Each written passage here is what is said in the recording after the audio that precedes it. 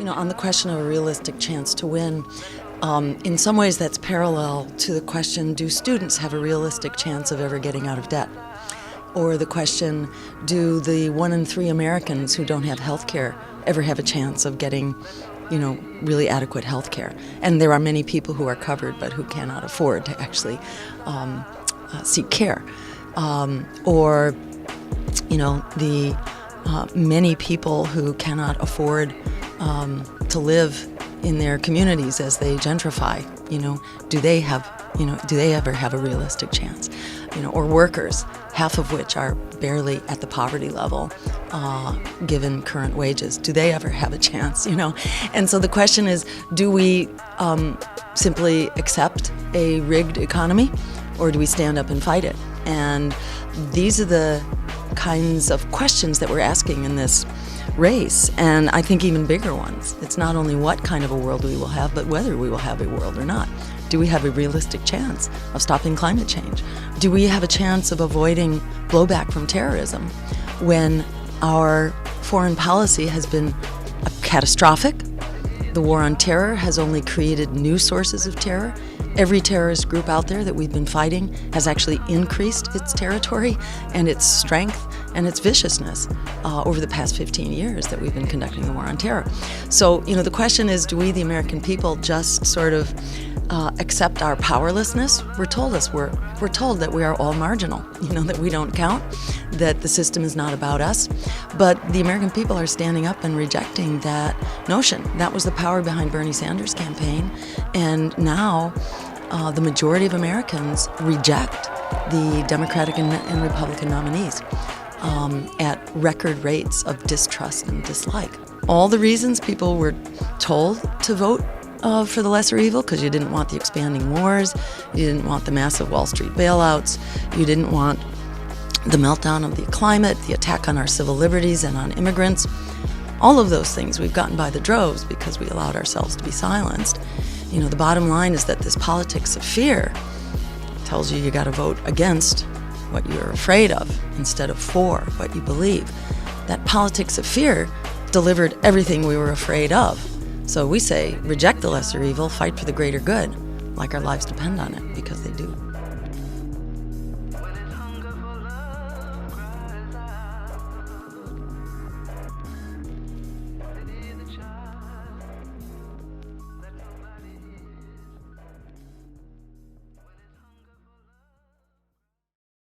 Sponsored by the Commission on Presidential Debates. Good evening, Tonight's debate Facebook is a town hall community.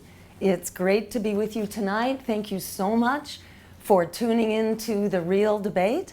As you know, this is the third sham debate between Donald Trump and Hillary Clinton, and we are very excited to be able to present to you real answers to the questions after Hillary and Donald continue to duck those questions and mostly hurl mud at each other. So they're very critical things that need to be before the American people in advance of the election. That includes war, that includes our economy, that includes student debt, that includes our healthcare and education systems.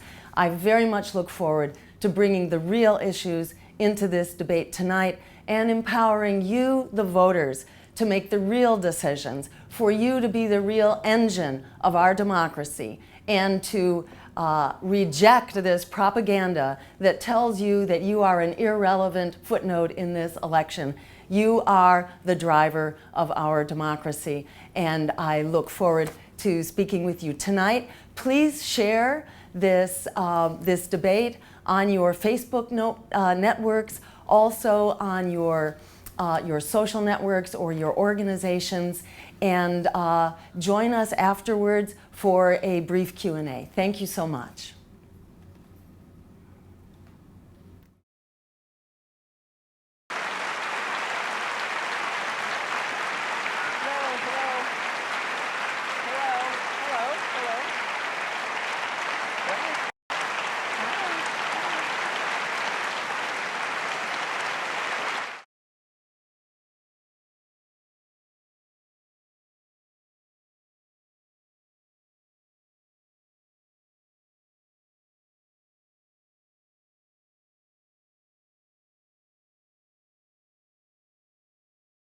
debates between Secretary of State Hillary Clinton and Donald J. Trump. This debate is sponsored by the Commission on Presidential Debates. The Commission has designed the format, 6 roughly 15-minute segments with 2-minute answers to the first question, then open discussion for the rest of each segment. Both campaigns have agreed to those rules. For the record, I decided the topics and the questions in each topic. None of those questions has been shared with the commission or the 2 candidates. The audience here in the hall has promised to remain silent. No cheers, boos, or other interruptions so we and you can focus on what the candidates have to say. No noise except right now as we welcome the Democratic nominee for president, Secretary Clinton, and the Republican nominee for president, Mr. Trump.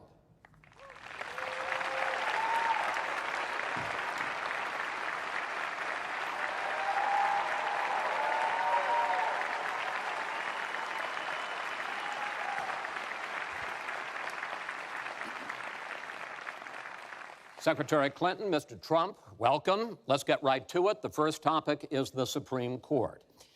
You both talked briefly about the court in the last debate, but I want to drill down on this because the next president will almost certainly have at least 1 appointment and likely or possibly 2 or 3 appointments, which means that you will, in effect, determine the balance of the court for what could be the next quarter century. First of all, where do you want to see the court take the country? And secondly, what's your view on how the Constitution should be interpreted? Do the founders' words mean what they say, or is it a living document to be applied flexibly according to changing circumstances? In this segment, Secretary Clinton, you go first. You have 2 minutes. Thank you very much, Chris, and thanks to UNLV for hosting us. You know, I think when we talk about the Supreme Court, it really raises the central issue in this election. Namely, what kind of country are we going to be? What kind of opportunities will we provide for our citizens? What kind of rights will Americans have? And I feel strongly that the Supreme Court needs to stand on the side of the American people, not on the side of the powerful, corporations, and the wealthy. For me, that means that we need a Supreme Court that will stand up on behalf of women's rights, on behalf of the rights of the LGBT community, that will stand up and say no to Citizens United, a decision that has undermined the election system in our country because of the way it permits dark, unaccountable money to come into our electoral system.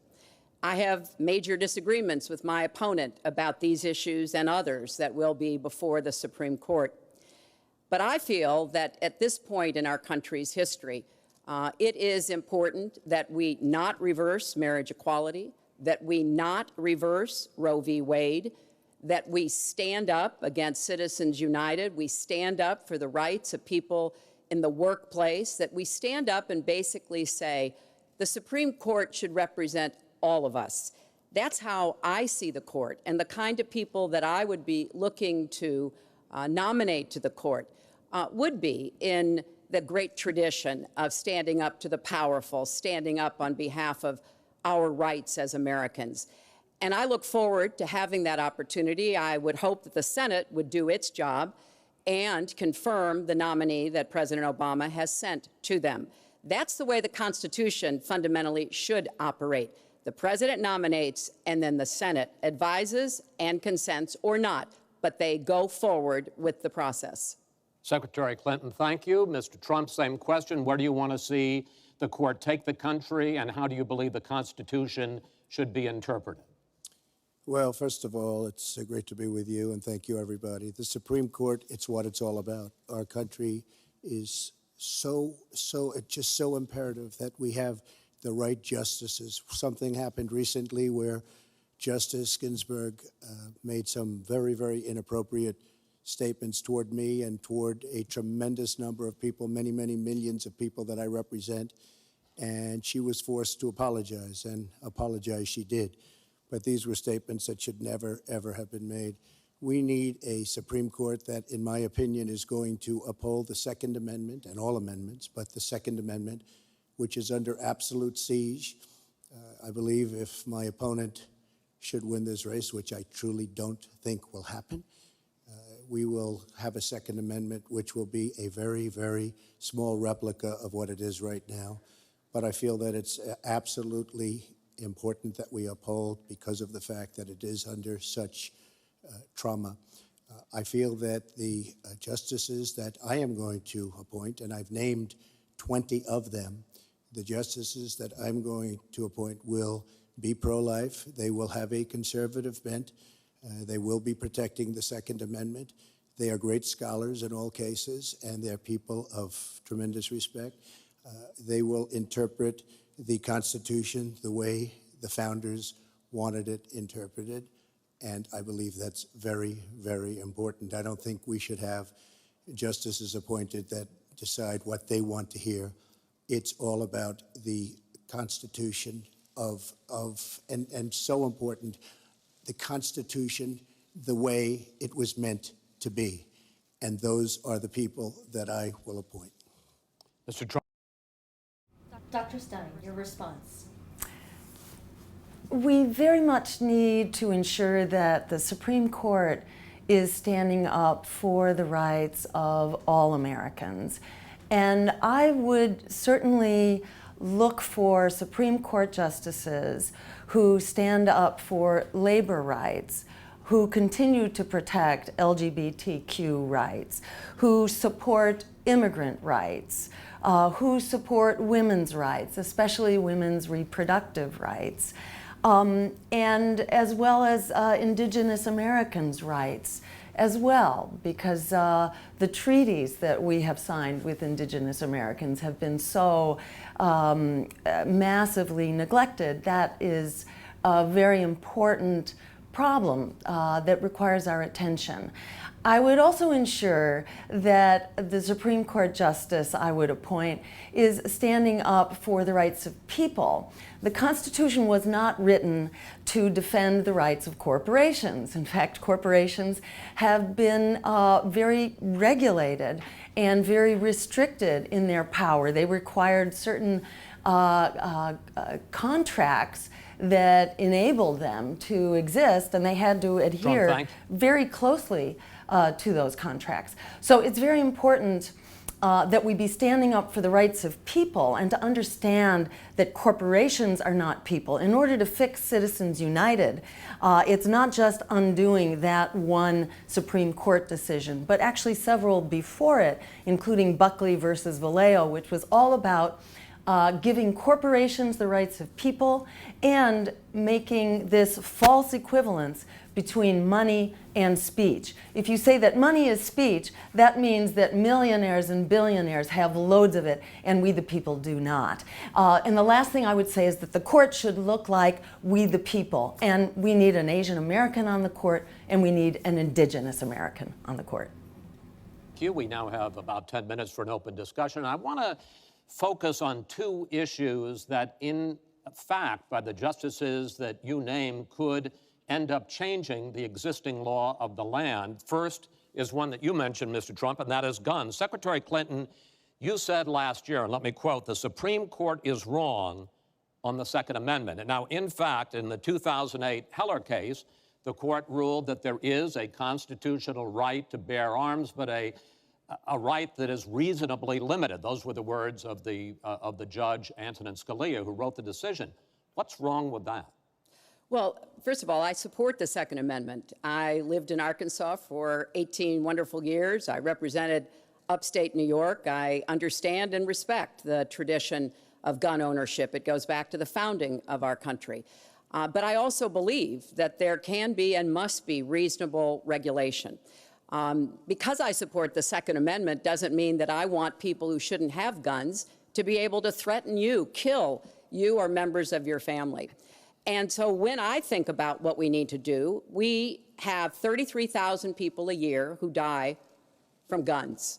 I think we need comprehensive background checks, need to close the online loophole, close the gun show loophole. There's other matters that I think are sensible, that are the kind of reforms that would make a difference, that are not in any way conflicting with the Second Amendment. You mentioned the Heller decision, and what I was saying that you referenced, Chris, was that I disagreed with the way the court applied the Second Amendment in that case, because what the District of Columbia was trying to do was to protect toddlers from guns. And so they wanted people with guns to safely store them.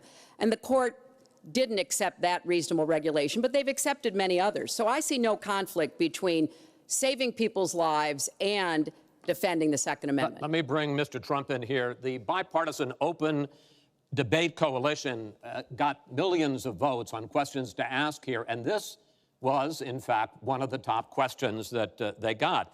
How will you ensure the Second Amendment is protected? You just heard Secretary Clinton's answer.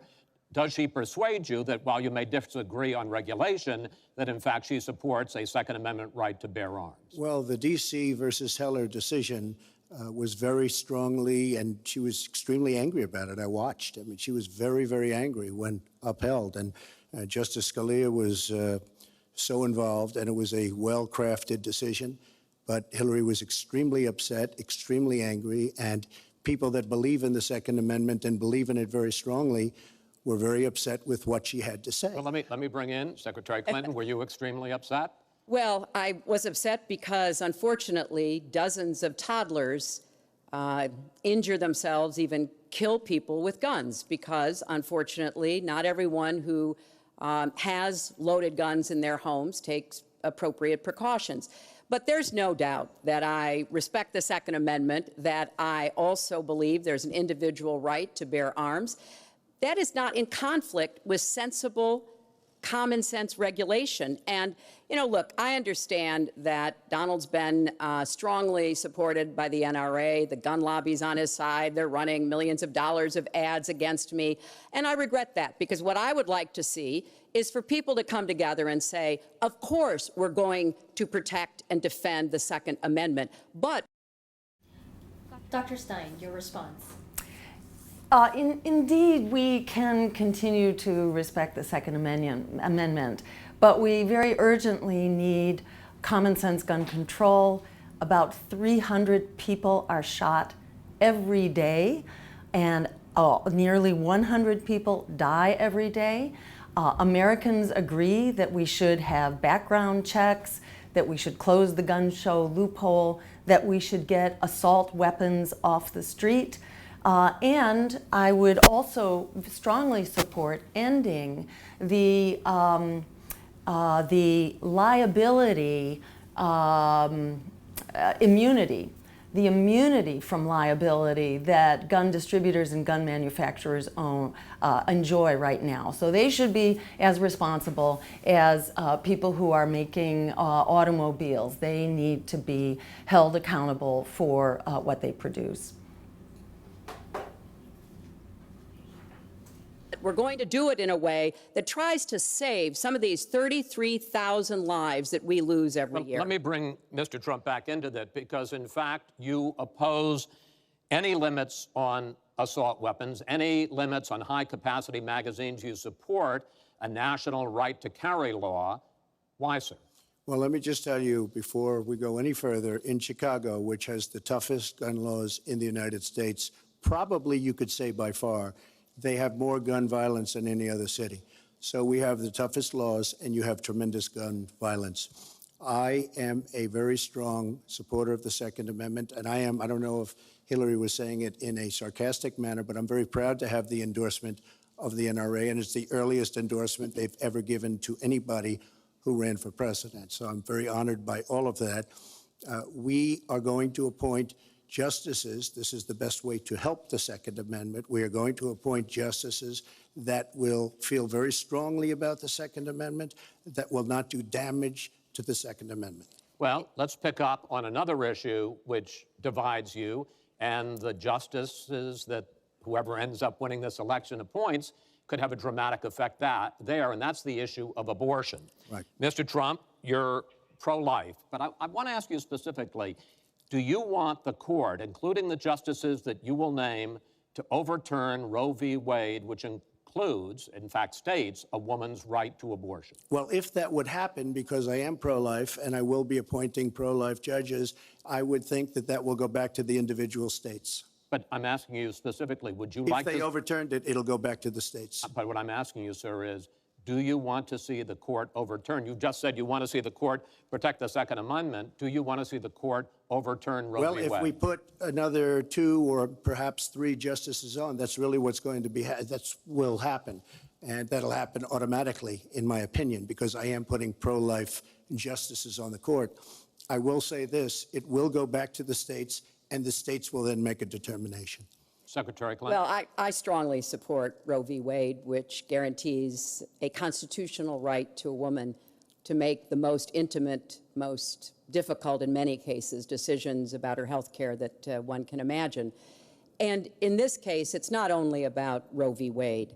It is about what's happening right now in America. So many states are putting very stringent regulations on women that block them from exercising that choice, to the extent that they are defunding Planned Parenthood, which, of course, provides all kinds of cancer screenings and other benefits for women in our country. Donald has said he's in favor of defunding Planned Parenthood. He even supported shutting the government down to defund Planned Parenthood. Dr. Stein, your response? Yes, I certainly support continuing Roe v. Wade and supporting a woman's right to determine her reproductive future. In addition, I support ending the Hyde Amendment, which prohibits poor women from having that choice. And I wonder where so many of these advocates like Hillary Clinton, who've been in Congress, who've been there because the Hyde Amendment is reauthorized.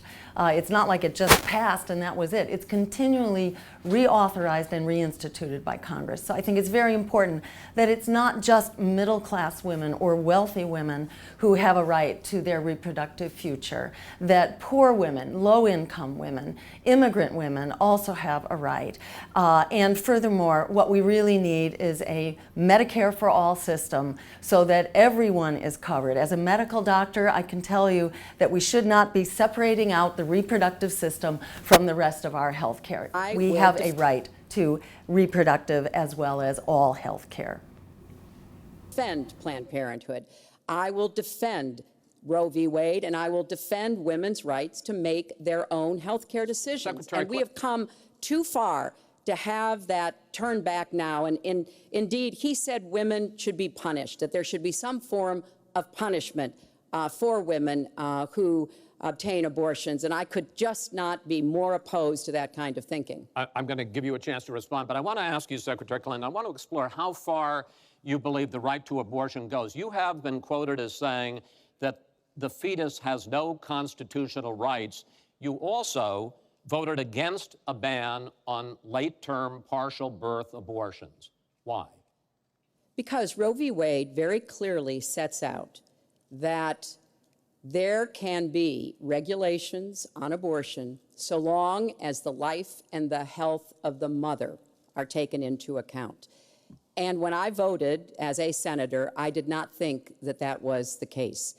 The kinds of cases that fall at the end of pregnancy are often the most heartbreaking, painful decisions for families to make. I have met with women who, toward the end of their pregnancy, get the worst news one could get, that their health is in jeopardy if they continue to carry to term, or that something terrible has happened or just been discovered about the pregnancy.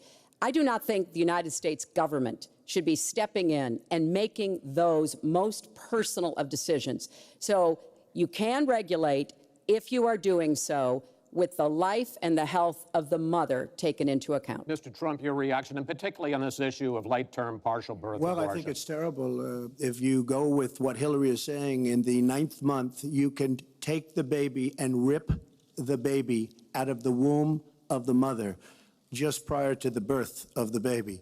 Now, you can say that that's okay, and Hillary can say that that's okay, but it's not okay with me.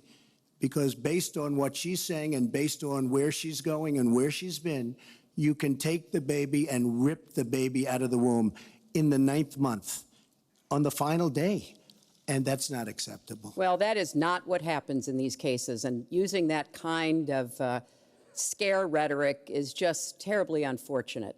You should meet with some of the women that I've met with, women I've known over the course of my life. This is one of the worst possible choices that any woman and her family has to make. And I do not believe the government should be making it. You know, I've had the great honor of traveling across the world on behalf of our country. I've been to countries where governments either forced women to have abortions like they used to do in China, or forced women to bear children like they used to do in Romania. And I can tell you the government has no business in the decisions that women make with their families in accordance with their faith, with medical advice, and I will stand up for that right. All right.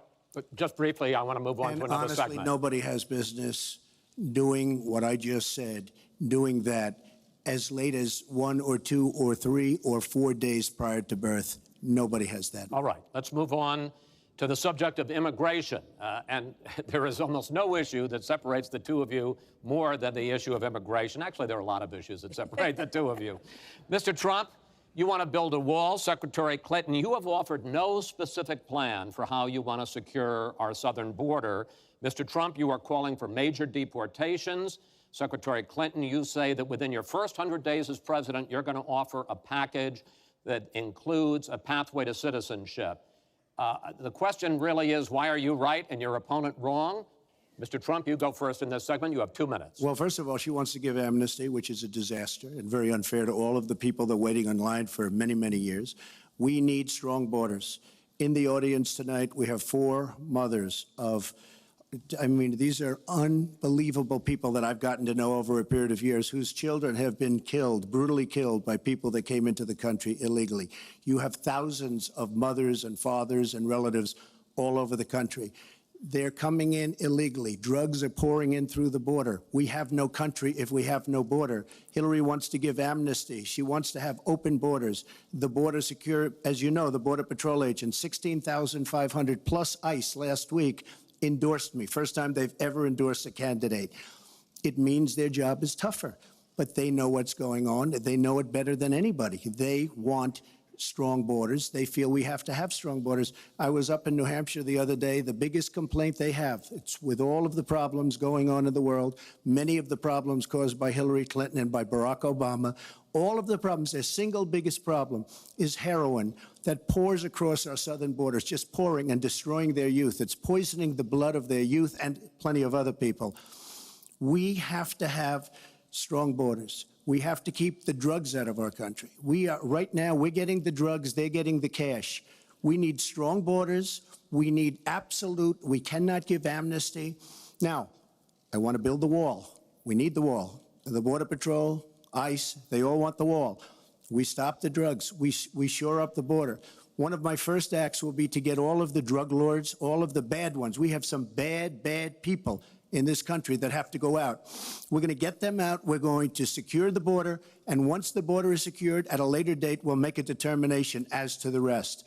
But we have some bad hombres here, and we're going to get them out. Mr. Trump, thank you. Same question to you, Secretary Clinton. Basically, why are you right and Mr. Trump is wrong? Well, as he was talking, I was thinking about a young girl I met here in Las Vegas, Carla, who was very worried that her parents might be deported because she was born in this country, but they were not. They work hard. They do everything they can to give her a good life. And you're right. I don't want to rip families apart. I don't want to be sending parents away from children. I don't want to see the deportation force that Donald has talked about in action in our country. We have 11 million undocumented people. They have 4 million American citizen children, 15 million people. He said as recently as a few weeks ago in Phoenix that every undocumented person would be subject to deportation. Now, here's what that means. It means you would have to have a massive law enforcement presence, where law enforcement officers would be going school to school, home to home, business to business, rounding up people who are undocumented. And we would then have to put them on trains, on buses to get them out of our country.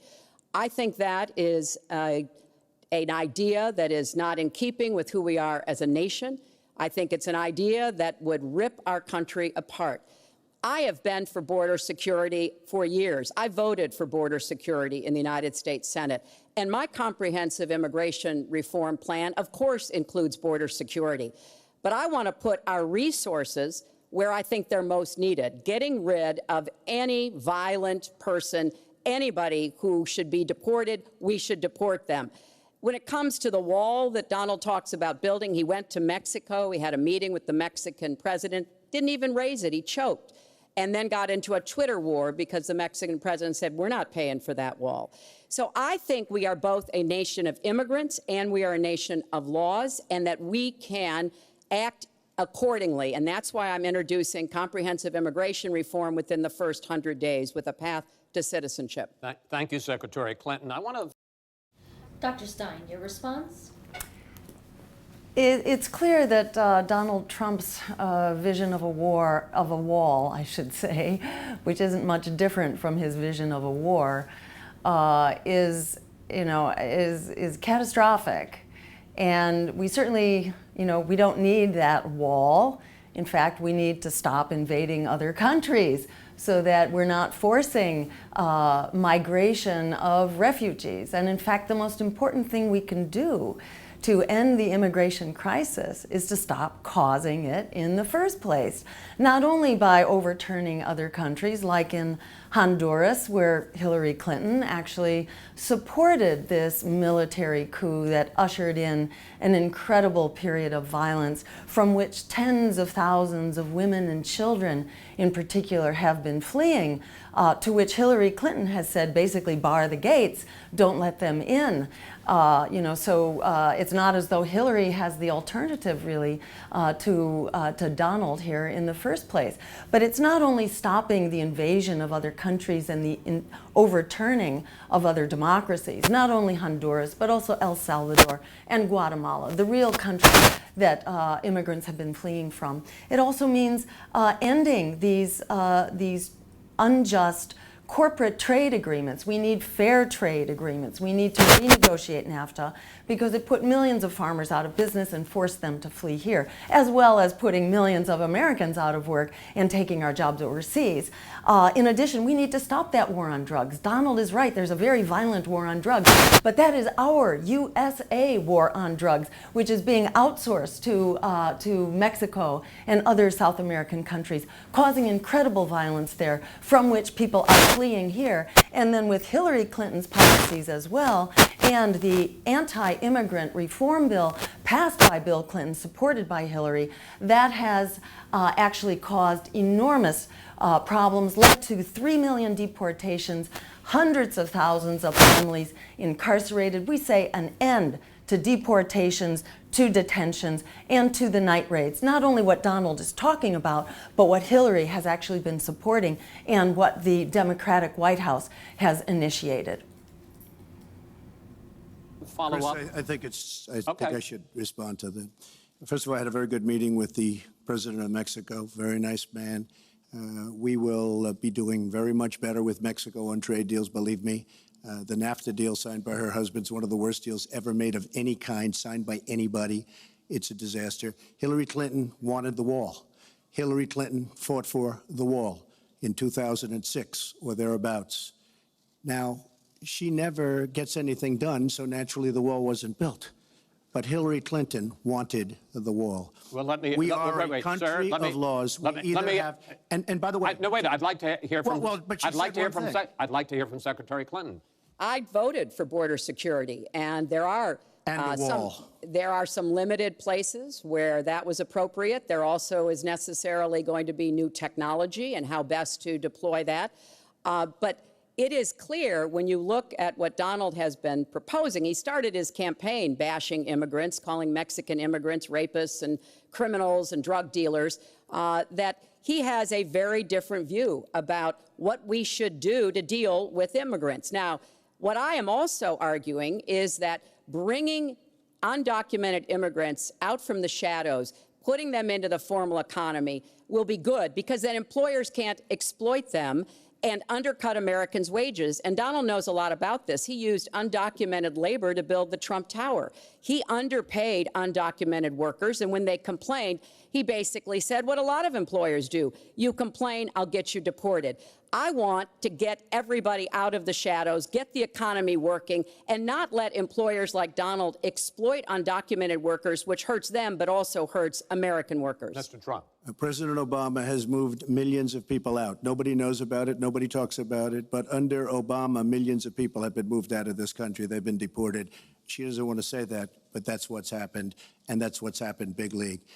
As far as moving these people out and moving, we either have a country or we don't. We're a country of laws. We either have a border or we don't. Now, you can come back in and you can become a citizen, but it's very unfair. We have millions of people that did it the right way. They're online, they're waiting. We're going to speed up the process, big league, because it's very inefficient.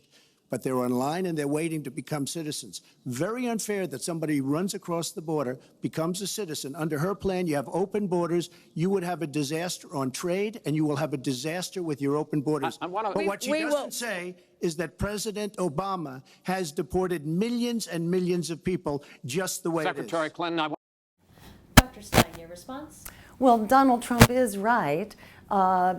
The Democratic administration has, in fact, deported about 3 million people, separated hundreds of thousands of families, and incarcerated them in these outrageous and abhorrent private prisons. So much of what Hillary speaks against, she has actually supported those policies. And let me also say that, what we really need to do here is ensure that people are not having to come to this country as refugees in the first place because we have been undermining their economy or their democracy. We need, instead of putting billions of dollars into this false border security, which is not secure, we should be putting that money into a Marshall Plan to ensure that there is economic development south of the border, so that people have a place that they can actually stay, thrive, earn a living, and not be oppressed by the violence of the U.S. drug war or U.S. invasions of their country.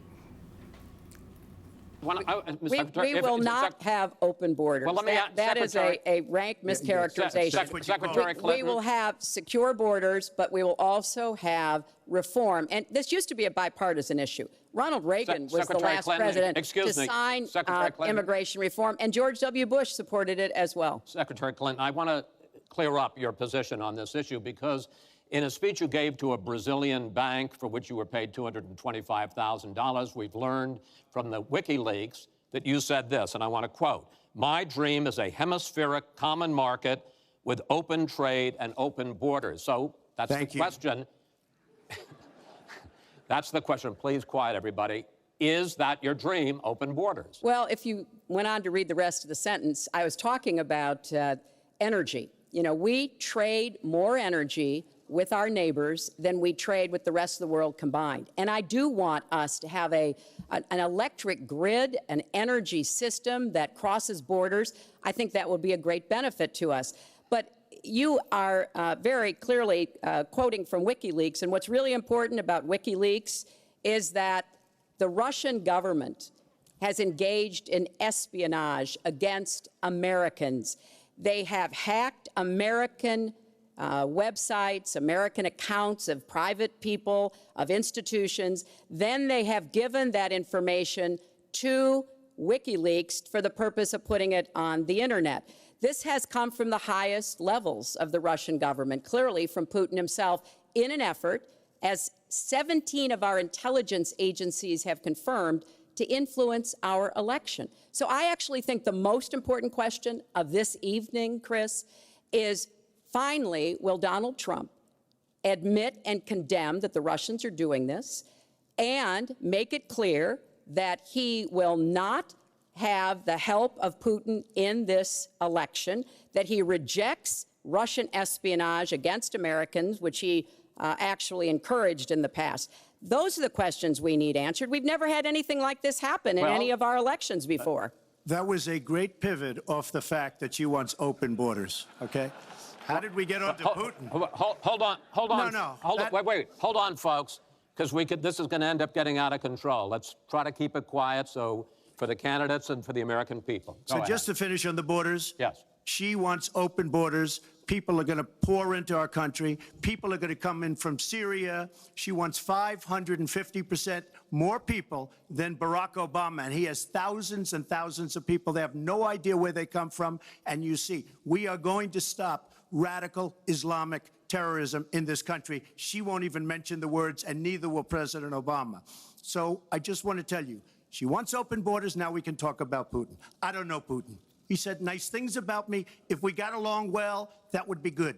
If Russia and the United States got along well and went after ISIS, that would be good. He has no respect for her. He has no respect for our president. And I'll tell you what, we're in very serious trouble because we have a country with tremendous numbers of nuclear warheads, 1,800, by the way, where they expanded and we didn't. 1,800 nuclear warheads. And she's playing chicken.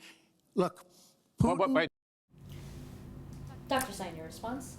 Well, we know that Hillary has long supported a fence.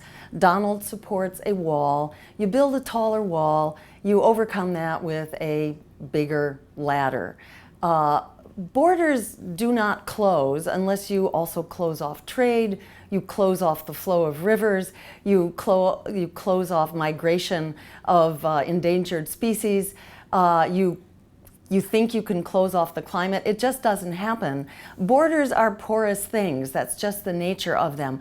If we want to fix this issue of an immigration crisis, we have to stop forcing people to flee here as refugees in the first place. When Donald Trump talks about his wall, remember he said that he was going to run for president and he was going to get rich doing it? I mean, Donald is talking about a make-work program for himself. He wants to build a wall. That seems to be his motivating factor here right now because there is no other reasonable explanation that can justify Donald's wall. From everything I see, has no respect for this person. Well, that's because he'd rather have a puppet as president of the United States. No puppet. And it's pretty clear. You're the puppet. It's pretty clear you won't admit No, you're that the the puppet. Russians have engaged in cyber attacks against the United States of America, that you encouraged espionage against our people, that you are willing to spout the Putin line, sign up for his wish list, break up NATO, do whatever he wants to do, and that you continue to get help from him because he has a very clear favorite in this. So I just want to be clear what the National Security Agency said and Homeland Security about 2 weeks ago when they raised this concern that Russia was leaking emails and influencing the election. In that same statement, they also said that there's no evidence that this is in any way tied to the Russian government. The evidence was that it was similar motives and methods. That is not proof. Let's not get railroaded into a cyber war. In fact, the Russians have proposed a treaty against cyber wars. We need to respond to that offer and stop this spying, which we are very much a party to as well. Race. So I think that this is such an unprecedented situation. We've never had a foreign government trying to interfere in our election. We have 17 intelligence agencies, civilian and military, who have all concluded that these espionage attacks, these cyber attacks, come from the highest levels of the Kremlin, and they are designed to influence our election. I find that deeply disturbing, Secretary and Clinton, I think it's She time has no that you idea take a whether it's stand, Russia, because China, or anybody else. I am not quoting She has myself. no idea. I am quoting Hillary, you have no idea. 17 do you doubt 17 Our military country has and no idea. civilian agencies? Well, Yeah, I he'd doubt rather it. I believe doubt it. Vladimir Putin than the military and civilian intelligence professionals who are sworn to protect us. I find that just absolutely She doesn't like Putin because Putin has outsmarted her at every step Trump, of the way. Excuse me. Putin has outsmarted her in Syria. Trump, He's outsmarted her every step of the way. I do get to ask some questions. Yes, that's And I would fine. like to ask you this direct question. The top national security officials of this country do believe that Russia has been behind these hacks. Even if you don't know for sure whether they are, do you condemn any interference by Russia in the American election? By Russia or anybody else. You condemn their interference? Of course I condemn. Of course I can. I don't know Putin. I have I'm no not idea. asking you. I'm asking I you, do never you met condemn? Putin. This is not my best friend. But if the United States got along with Russia, wouldn't be so bad. Let me tell you, Putin has outsmarted her and Obama at every single step of the way, whether it's Syria, no, you name it, missiles. Take a look at the startup that they signed. The Russians have said, according to many, many reports, I can't believe they allowed us to do this. They create warheads and we can't. The Russians can't believe it. She has been outsmarted by Putin, and all you have to do is look at the Middle East. They've taken over. We've spent $6 trillion. They've taken over the Middle East. She has been outsmarted and outplayed worse than anybody I've ever seen in any government whatsoever. We're a long way away from immigration, but I'm going to let you finish this topic. Well, You got about 45 seconds. Yeah, And she always will be. I find it ironic that he's raising nuclear weapons. This is a person who has been very cavalier, even casual, about the use of nuclear weapons. He's advocated more countries getting them, Japan, Korea, even Saudi Arabia. He's said, well, if we have them, why don't we use them, which I think is terrifying. But here's the deal. The bottom line on nuclear weapons is that when the president gives the order, it must be followed. There's about 4 minutes between the order being given and the people responsible for launching nuclear weapons to do so. And that's why 10 people who have had that awesome responsibility have come out and in an unprecedented way said they would not trust Donald Trump with the nuclear codes or to have his finger on the nuclear button. I have. Let's just recall that we are now at the most dangerous moment in the history of humanity in terms of potential nuclear conflagration. The former head of the Soviet Union, Gorbachev, Mikhail Gorbachev, just said last week that this is more dangerous than anything he has seen in his lifetime. And let's bear in mind that over the past several decades, the U.S. has moved missiles surrounding Russia. NATO has moved to surround Russia. This is the Cuban Missile Crisis in reverse right now. We have 2,000 nuclear missiles on hair trigger alert between the U.S. and Russia, and Hillary Clinton wants to start an air war with Russia by saying that we will declare a no-fly zone over Syria means that we are going to war with Russia. So Donald Trump is absolutely anathema in the White House. But let's not pretend for a moment that Hillary Clinton represents security in the White House. You should not sleep well if Donald Trump is president. You should not sleep well if Hillary Clinton is president. We live in a democracy. You have more than 2 deadly choices. I have 200 generals and admirals, 21 endorsing me, 21 Congressional Medal of Honor recipients. As far as Japan and other countries, we are being ripped off by everybody in the world. We're defending other countries. We are spending a fortune doing it. They have the bargain of the century. All I said is we have to renegotiate these agreements because our country cannot afford to defend Saudi Arabia, Japan, Germany, South Korea, and many other places. We cannot continue to afford. She took that as saying nuclear weapons. Look, she's been proven to be a liar on so many different ways. This is just another lie. Well, I'm just quoting you when There's you were no asked quote. about You're a not going to find a quote from me. Nuclear competition in Asia. You said, you know, go ahead, enjoy yourselves, folks. That kind And of defend language, yourselves. the And defend United yourselves. I didn't say States has nuclear. kept And the defend peace. yourself. The United States has kept the peace through our alliances. Donald wants to tear up our alliances. I think it makes the world safer, and frankly, it makes the United States safer. I would work with our allies in Asia, in Europe, in the Middle East, and elsewhere. That's the only way. I would just point out, folks, if you feel like your blood pressure is going up right now, or you're getting a lot of heartburn, I think this is like happening all over the nation, and I would really pay attention to what your body is telling you right now about these 2 candidates and what they mean for our future. I'd say it's really important to reject the propaganda that you are powerless, that you do not have a choice. In fact, we do have the numbers, and we do have democracy. We live in a democracy. We have more than two choices. And these two warmongers, one who speaks of nothing but militarism, and the other one who has a history of reckless and insane militarism, you have another choice than putting them into the Oval Office. The way we're going to be able to keep the peace. We are going to move on to the next topic, which is the economy, and I hope we handle that as well as we did immigration. You also have very different ideas about how to get the economy growing faster. Secretary Clinton, in your plan, government plays a big role. You see more government spending, more entitlements, more tax credits, more tax penalties.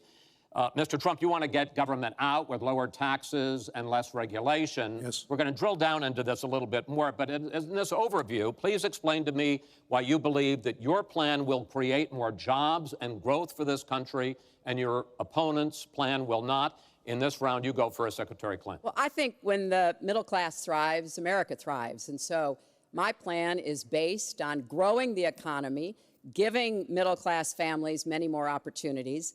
I want us to have the biggest jobs program since World War II, jobs in infrastructure and advanced manufacturing. I think we can compete with high-wage countries, and I believe we should. New jobs in clean energy, not only to fight climate change, which is a serious problem, but to create new opportunities and new businesses. I want us to do more to help small business. That's where 2/3 of the new jobs are going to come from. I want us to raise the national minimum wage because people who live in poverty should not, who work full-time should not still be in poverty. And I sure do want to make sure women get equal pay for the work we do. I feel strongly that we have to have an education system that starts with preschool and goes through college. That's why I want more technical education in high schools and in community colleges, real apprenticeships to prepare young people for the jobs of the future. I want to make college debt-free, and for families making less than $125,000, you will not get a tuition bill from a public college or university if the plan that I worked on with Bernie Sanders is enacted. And we're going to work hard to make sure that it is, because we are going to go where the money is. Most of the gains in the last years since the Great Recession have gone to the very top. So we are going to have the wealthy pay their fair share. We're going to have corporations make a contribution greater than they are now to our country. That is a plan that has been analyzed by independent experts, which said that it could produce 10 million new jobs. By contrast, Donald's plan has been analyzed to conclude it might lose 3.5 million jobs. Why? Because his whole plan is to cut taxes, to give the biggest tax breaks ever to the wealthy and to corporations, adding $20 trillion to our debt and causing the kind of dislocation that we have seen before, because it truly will be trickle-down economics on steroids. So the plan I have, I think, will actually produce greater opportunities. The plan he has will cost us jobs and possibly lead to another Great Recession. Secretary, thank you. Mr. Trump, why will your plan create more jobs and growth than Secretary Clinton? Well, first of all, before I start on my plan, her plan is going to raise taxes and even double your taxes. Her tax plan is a disaster. And she can say all she wants about college tuition, and I'm a big proponent. We're going to do a lot of things for college tuition, but the rest of the public's going to be paying for it. We will have a massive, massive tax increase under Hillary Clinton's plan. But I'd like to start off where we left, because when I said Japan and Germany, and I'm not to single them out, but South Korea, these are very rich, powerful countries. Saudi Arabia, nothing but money. We protect Saudi Arabia. Why aren't they paying? She immediately, when she heard this, I questioned it. And I questioned NATO. Why aren't the NATO questioned? Why aren't they paying? Because they weren't paying. Since I did this was a year ago, all of a sudden they're paying. And I've been given a lot of credit for it. All of a sudden they're starting to pay up. They have to pay up. We're protecting people. They have to pay up. And I'm a big fan of NATO, but they have to pay up. She comes out and said, we love our allies. We think our allies are great. Well, it's awfully hard to get them to pay up when you have somebody saying, we think how great they are. We have to tell Japan in a very nice way. We have to tell Germany, all of these countries, South Korea, we have to say, you have to help us out. We have, during his regime, during President Obama's regime, we've doubled our national debt. We're up to $20 trillion. So my plan, we're going to renegotiate trade deals. We're going to have a lot of free trade. We're going to have free trade, more free trade than we have right now. But we have horrible deals.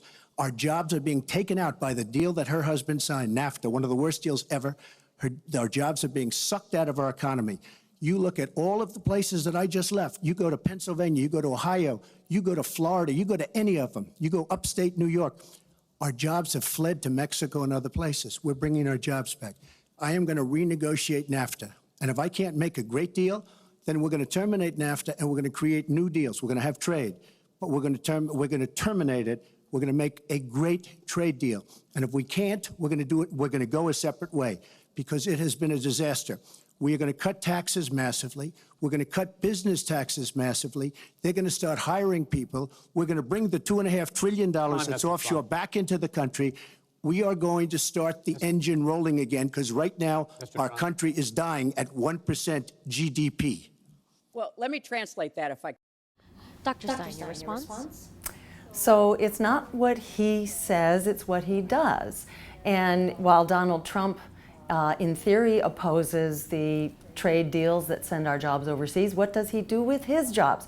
Every product that Donald Trump has ever brought to market has been manufactured overseas. So we have Donald Trump to thank for this crisis as well, not to mention abusing and exploiting his workers, students whom he cheated out of their very hard-earned dollars for their post-secondary education degrees, as well as the women that he has also abused. So watch what you expect from Donald Trump. From Hillary, let's just be clear what the recent revelations have said about Hillary. She has said that Dodd-Frank was basically for show, that she believes that Wall Street should regulate itself, and she believes that one must have a public position and a private position. So be very careful when Hillary talks about infrastructure spending. One of the advisors to her recently wrote an op-ed in the Financial Times that basically said that they are looking to repatriate that money that both of them have been talking about, this $2.4 trillion in overseas profit, basically overseas tax dodging. They're looking to bring it back at a just bargain basement price instead of paying at least the 35% that corporations should be paying on their earnings because they are rolling in dough. They are making out like bandits. They need to contribute back their fair share. But Hillary is looking to create a deal that will bring that money in with the excuse of paying for this infrastructure development, but it will bring it in at bargain basement prices, and then she's going to change the rules to effectively further lower the tax rate on corporations. They need to start carrying their fair share, which has been dumped onto middle class and working Americans. I can, Chris, because you can't. The fact is he's going to advocate for the largest tax cuts we've ever seen, 3 times more than the tax cuts under the Bush administration. I have said repeatedly throughout this campaign, I will not raise taxes on anyone making $250,000 or less. I also will not add a penny to the debt. I have costed out what I'm going to do. He will, through his massive tax cuts, add $20 trillion to the debt. Well, he mentioned the debt. We know how to get control of the debt. When my husband was president, we went from a $300 billion deficit to a $200 billion surplus, and we were actually on the path to eliminating the national debt. When President Obama came into office, he inherited the worst economic disaster since the Great Depression. He has cut the deficit by 2/3. So, yes, one of the ways you go after the debt, one of the ways you create jobs is by investing in people. So I do have investments in new jobs, investments in education, skill training, and the opportunities for people to get ahead and stay ahead. That's the kind of approach that will work. Cutting taxes on the wealthy, we've tried that. It has not worked the way that it has been promised. Clinton. So cutting taxes on the wealthy certainly has not worked for decades. What we need is a truly emergency program for the economy, that can also solve the emergency of the climate crisis. We call for a New Deal, like what got us out of the Great Depression, but in this case, it's a Green New Deal, and it will create 20 million good wage, living wage jobs in clean, renewable energy, healthy, sustainable food production, bring back the family farmer, and in public transportation, and in restoring our ecosystems. It makes, it revives the economy, it turns the tide on climate change, and it makes the wars for oil obsolete, and we save so much money because we get so much healthier by eliminating fossil fuels that the healthcare savings alone is enough to pay the cost of the green energy transition. This is the win-win that we need now.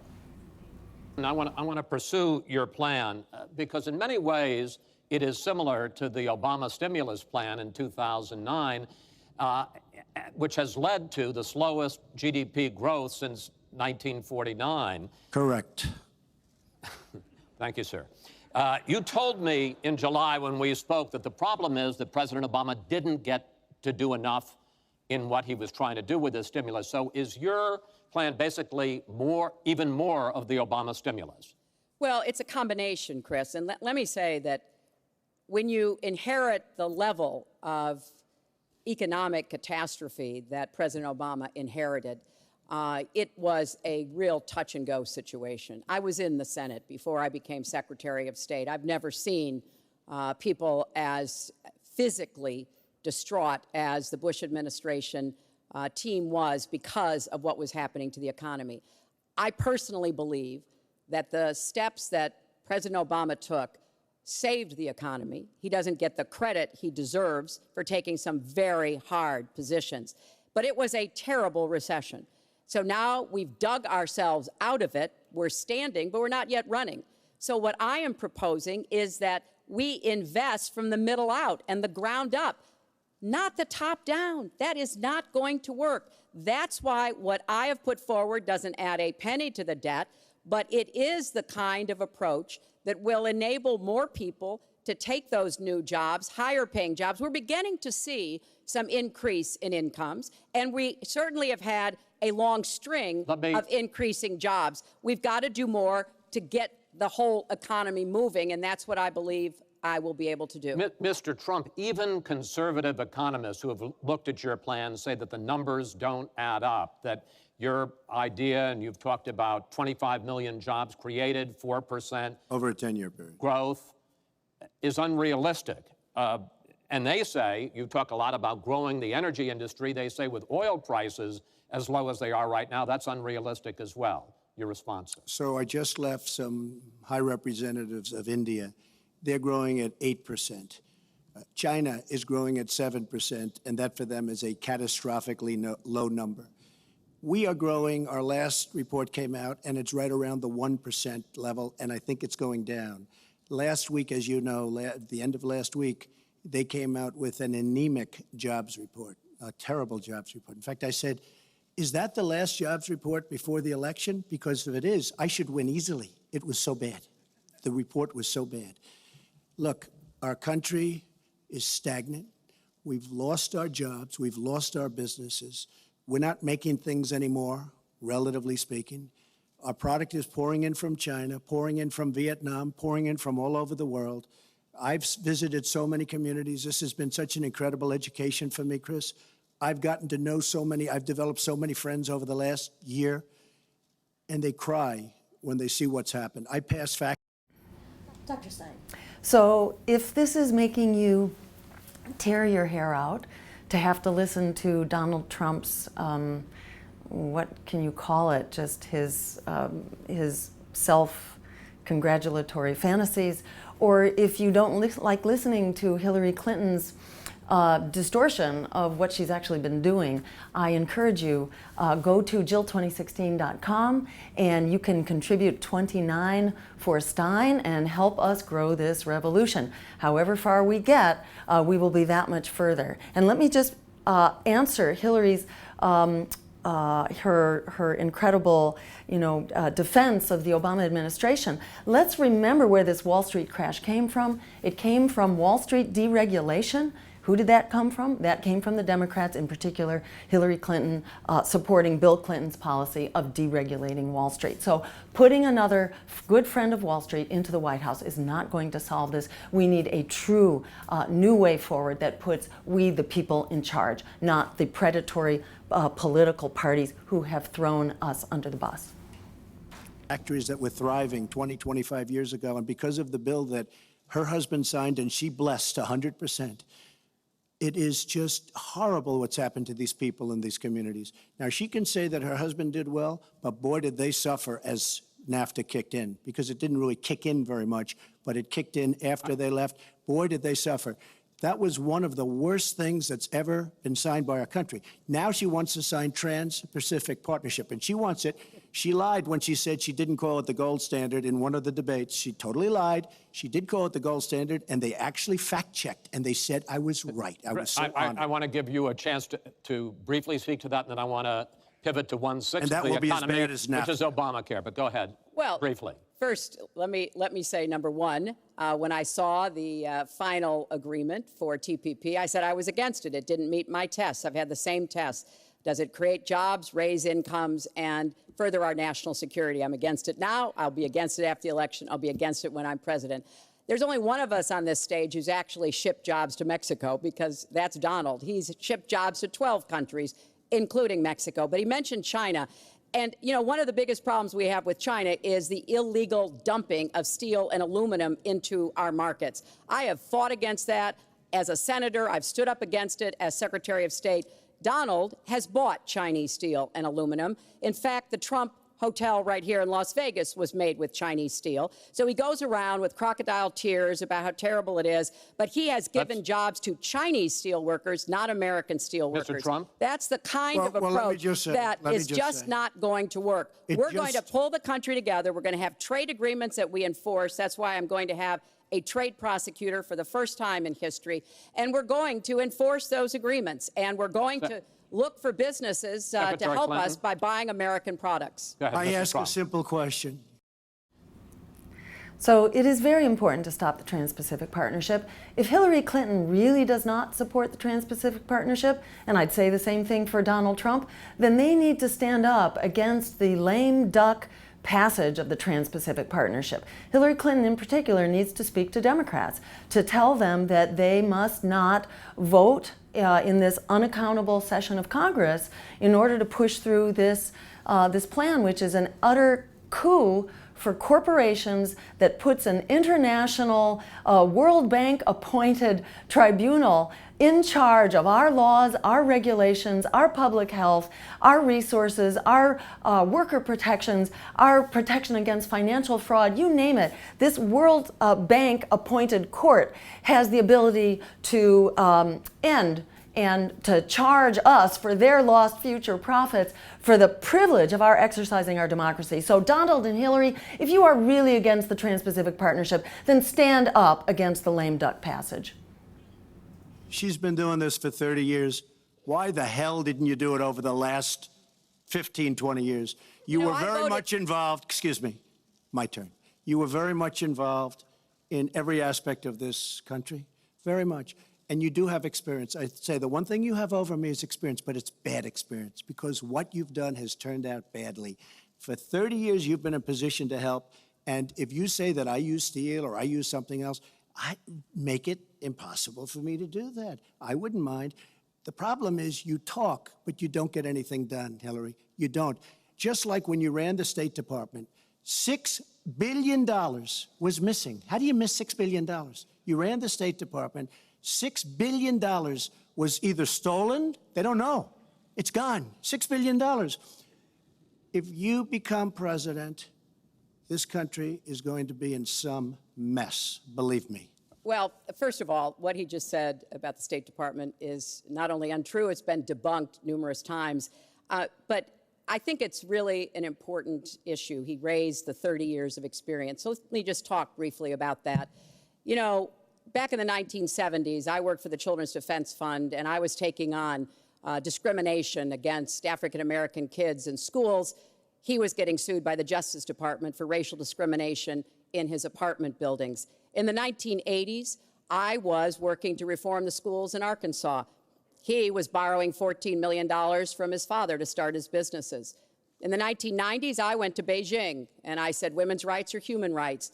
He insulted a former Miss Universe, Alicia Machado, called her an eating machine. And on the day when I was in the Situation Room monitoring the raid that brought Osama bin Laden to justice, he was hosting the Celebrity Apprentice. So I'm happy to compare my 30 years of experience, what I've done for this country, trying to help in every way I could, especially kids and families, get ahead and stay ahead, with your 30 years, and I'll let the American people make that decision. Well, I think I did a much better job. I built a massive company, a great company, some of the greatest assets anywhere in the world, worth many, many billions of dollars. I started with a $1 million loan. I agree with that. It's a $1 million loan, but I built a phenomenal company. And if we could run our country the way I've run my company, we would have a country that you would be so proud of. You would even be proud of it. And frankly, when you look at her real record, take a look at Syria, take a look at the migration, take a look at Libya, take a look at Iraq. She gave us. So instead of listening to these guys throw more mud at each other, I just want to point out there's another very critical opportunity for economic development. We have an entire generation that is locked into predatory student loan debt right now. If we found it in our hearts to bail out the crooks on Wall Street, who crashed the economy through their waste, fraud, and abuse, it's time to bail out the young people who are the victims of that waste, fraud, and abuse. This is an incredible stimulus package for our economy. Was ISIS because her and Obama created this huge vacuum, and a small group came out of that huge vacuum because we should have never been in Iraq, but once we were there, we should have never got out the way they wanted to get out. She gave us ISIS as sure as you are sitting there. And what happened is now ISIS is in 32 countries. And now I listen how she's going to get rid of ISIS. She's going to get rid of nobody. All right, we are going to get to foreign hotspots in a few moments, but the next segment is fitness to be president of the United States. Mr. Trump, at the last debate, you said your talk about grabbing women was just that, talk, and that you'd never actually done it. And since then, as we all know, 9 women have come forward and said that you either groped them or kissed them without their consent. Why would so many different women from so many different circumstances over so many different years, why would they all in this last couple of weeks make up, you deny this, why would they all make up these stories? And since this is a question for both of you, Secretary Clinton, Mr. Trump says what your husband did and that you defended was even worse. Mr. Trump, you go first. Well, first of all, those stories have been largely debunked. Those people, I don't know those people. I have a feeling how they came. I believe it was her campaign that did it. Just like if you look at what came out today on the clips, where I was wondering what happened with my rally in Chicago and other rallies where we had such violence. She's the one in Obama that caused the violence. They hired people, they paid them $1,500, and they're on tape saying, be violent, cause fights, do bad things. I would say the only way, because those stories are all totally false, I have to say that. And I didn't even apologize to my wife, who's sitting right here, because I didn't do anything. I didn't know any of these women. I didn't see these women. These women, the woman on the plane, the woman, I think they want either fame or her campaign did it. And I think it's her campaign, because when I saw what they did, which is a criminal act, by the way, where they're telling people to go out and start fistfights and start violence. And I'll tell you what, in particular in Chicago, people were hurt and people could have been killed in that riot. And that was now all on tape, started by her. I believe, Chris, that she got these people to step forward. If it wasn't, they get their 10 minutes of fame. But they were all totally, it was all fiction. It was lies and it was fiction. Well, Secretary Clinton. At the last debate, we heard Donald talking about what he did to women. And after that, a number of women have come forward saying that's exactly what he did to them. Now, what was his response? Well, he held a number of big rallies where he said that he could not possibly have done those things to those women because they were not attractive enough for I did them not say to be that. assaulted. I did not say that. In fact, I don't know if you're thinking like I am, but I sort of feel like this is not a good use of your time.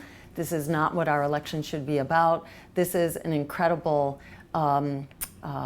just slap in the face to the sensibility and the values of the American voter. If you would like to see a different kind of political system and a different set of values put forward, values that put people, planet, and peace over profit, that do not try to distract and focus on the scumbag misogyny of one of the candidates here, please go to jill2016.com and contribute 29 for Stein, and let's build a real politics of integrity for the people. he went on to say, Her 2 minutes, sir, her 2 minutes. But did not say that. It's her 2 minutes. he went on to say, look at her. I don't think so. About another woman, he said, that wouldn't be my first choice. He attacked the woman reporter writing the story, called her disgusting, as he has called a number of women during this campaign. Donald thinks belittling women makes him bigger. He goes after their dignity, their self-worth, and I don't think there is a woman anywhere who doesn't know what that feels like. So we now know what Donald thinks and what he says and how he acts toward women. That's who Donald is. I think it's really up to all of us to demonstrate who we are and who our country is, and to stand up and be very clear about what we expect from our next president, how we want to bring our country together, where we don't want to have the kind of pitting of people one against the other, where instead we celebrate our diversity, we lift people up, and we make our country even greater. America is great because America is good. And it really is up to all of us to make that true now and in the future, and particularly for our children and our grandchildren. Mr. Trump.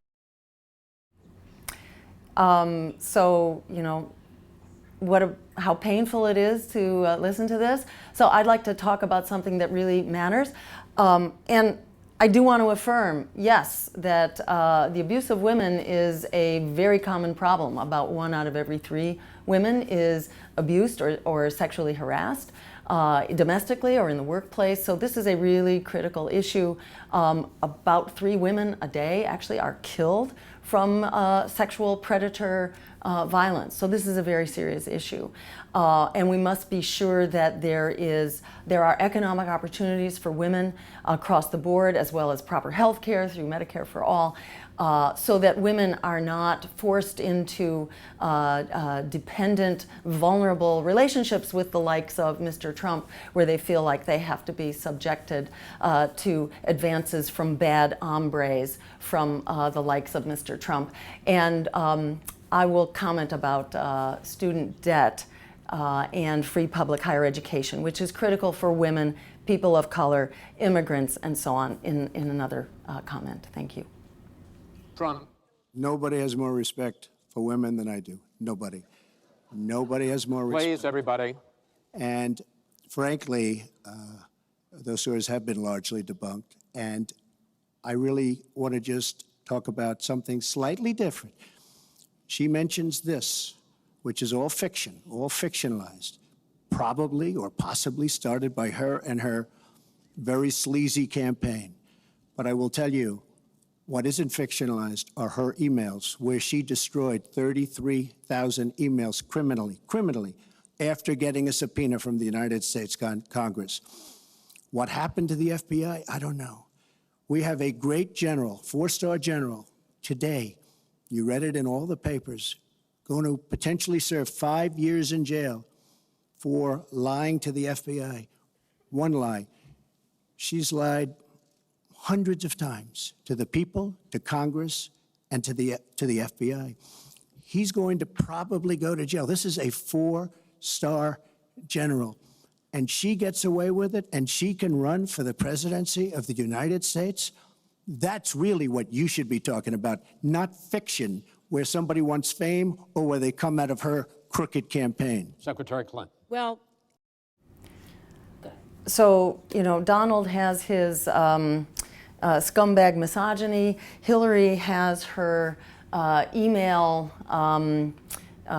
fraud to deal with. The head of the FBI, James Comey, basically said that Hillary was too big to fail, that no DA would take her to court simply because she was too big to challenge. So let's just leave that aside, because I think that's really not what this election is about. You know, this election really is about our future, and I want to speak to the issue of public higher education and free public higher education.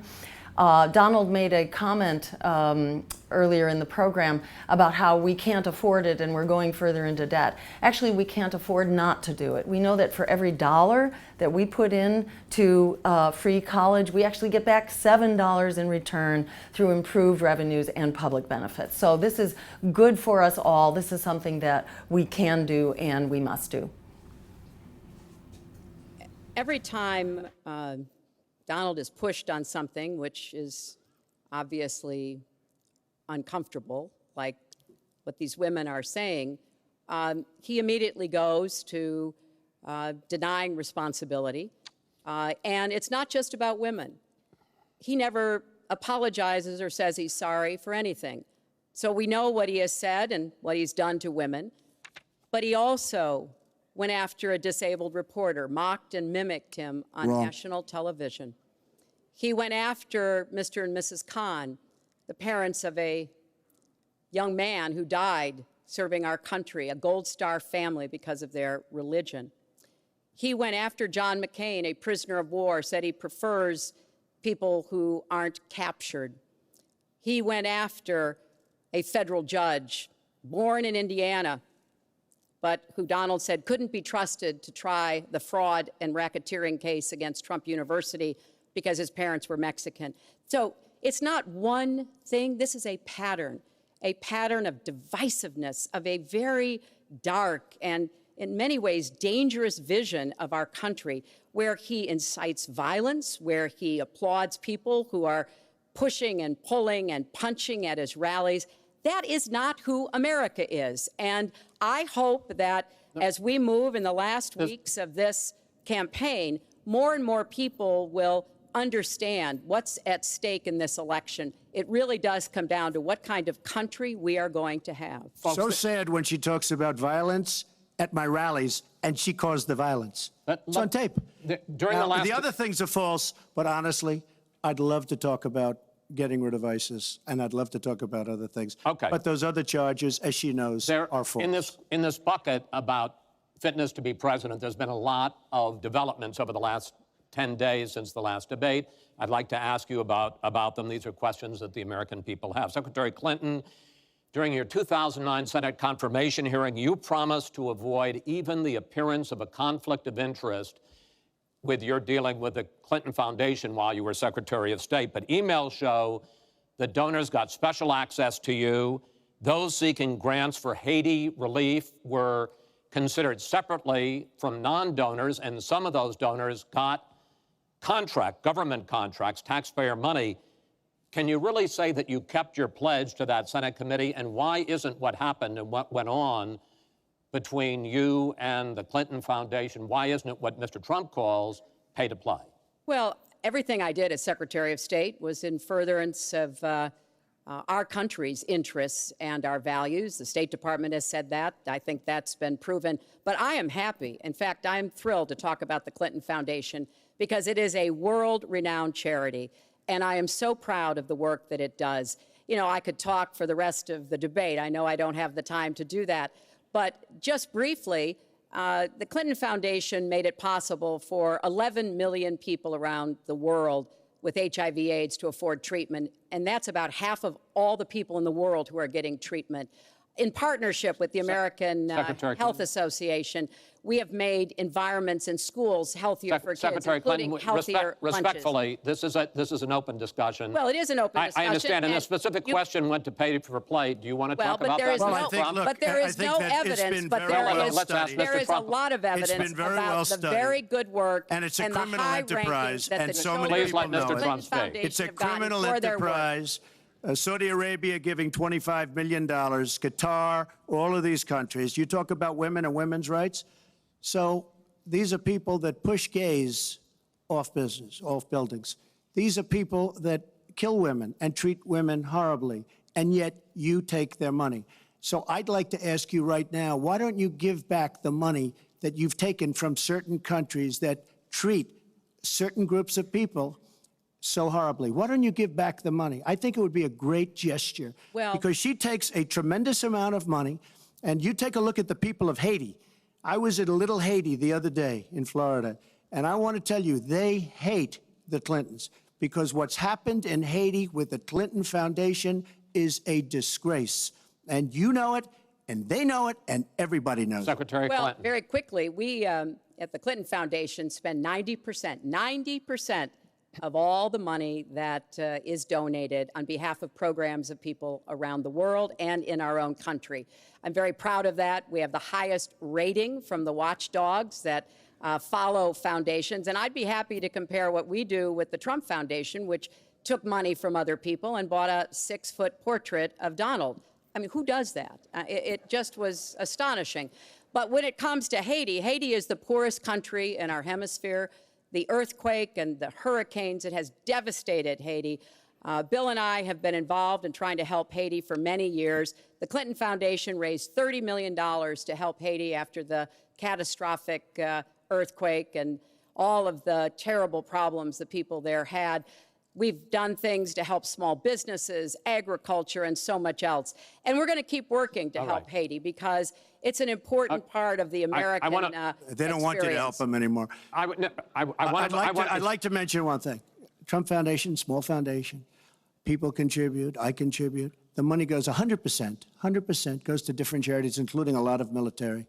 I don't get anything. I don't buy boats. I don't buy planes. What happens is the money goes out. Wasn't some of the money used to settle your lawsuit, sir? No, it was, we put up the American flag, and that's it. They put up the American flag. We fought for the right in Palm Beach to put up the American flag. There was a penalty that was imposed by Palm Beach County, and the money came from your foundation. And by the way, the money, instead of Mar-a-Lago yourself, went to Fisher House, where they build houses. The money that you're talking about went to Fisher House, where they build houses for veterans and disabled. I want to get into one.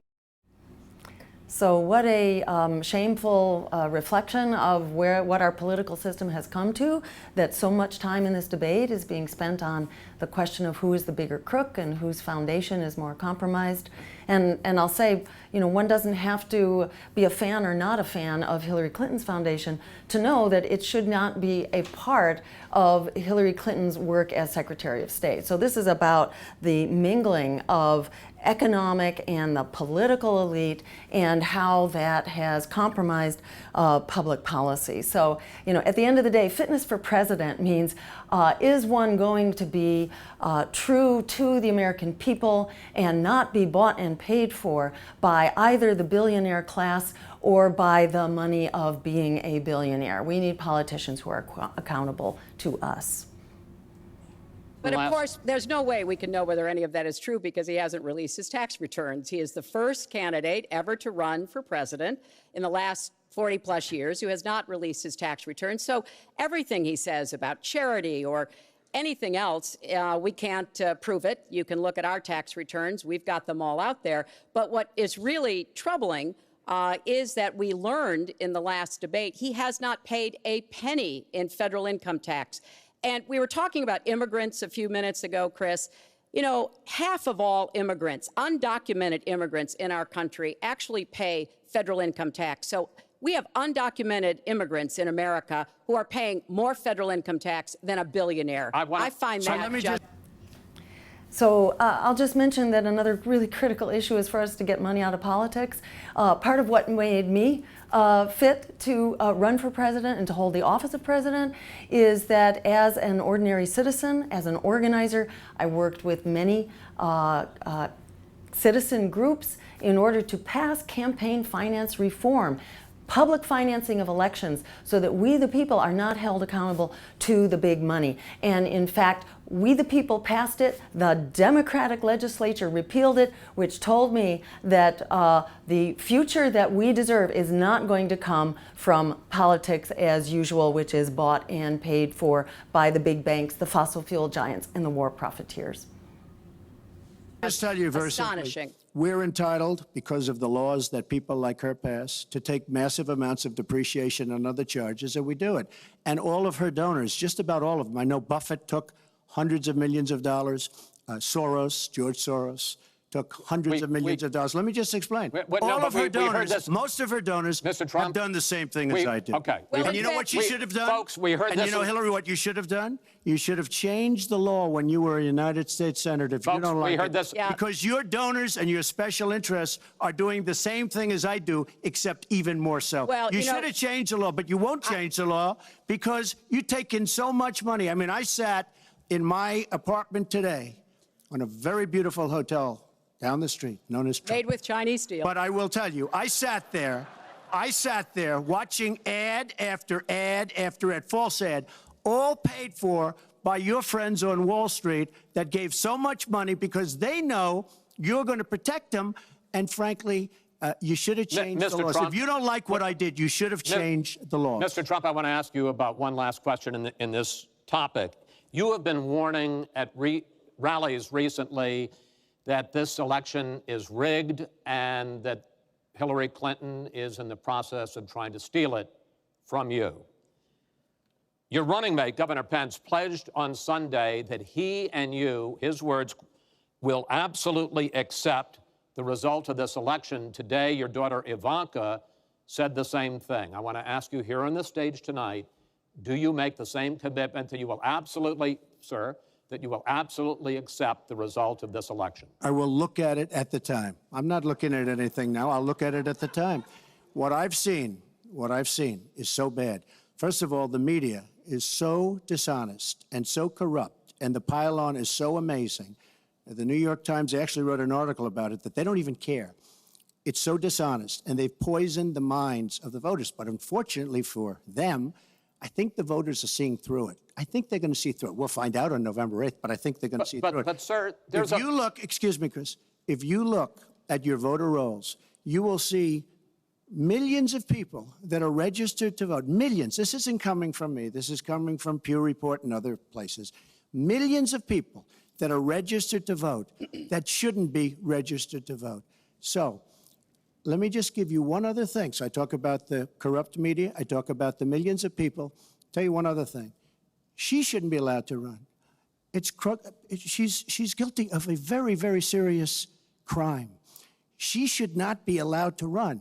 And just in that respect, I say it's rigged because she should never, Chris, she should never have been allowed to run for the presidency based on what she did with emails and so many other things. But, sir, there is a tradition in this country. In fact, one of the prides of this country is the peaceful transition of power, and that no matter how hard fought a campaign is, that at the end of the campaign, that the loser concedes to the winner, not saying that you're necessarily going to be the loser or the winner, but that the loser concedes to the winner and that the country comes together in part for the good of the country. Are you saying you're not prepared now to commit to that principle? What I'm saying is that I will tell you at the time. I'll keep you in suspense. Well, okay? Chris, let me respond to that because that's horrifying. You know, every time Donald thinks things are not going in his direction, he claims whatever it is rigged against him. The FBI conducted a year-long investigation into my emails. They concluded there was no case. He said the FBI was rigged. He lost the Iowa caucus. He lost the Wisconsin primary. He said the Republican primary was rigged against him. Then Trump University gets sued for fraud and racketeering. He claims the court system and the federal judge is rigged against him. There was even a time when he didn't get an Emmy for his TV program 3 years in a row, and he started tweeting that the Emmys were rigged against Should have him. gotten it. This is a mindset. This is how Donald thinks. And it's funny, but it's also really troubling. Okay. You know, that is not the way our democracy works. We've been around for 240 years. We've had free and fair elections. We've accepted the outcomes when we may not have liked them.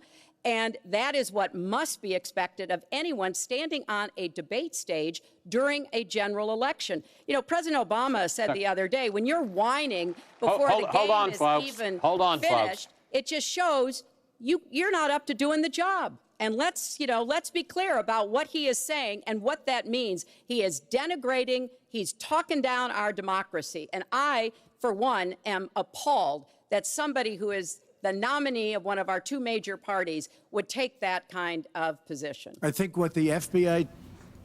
Dr. Stein.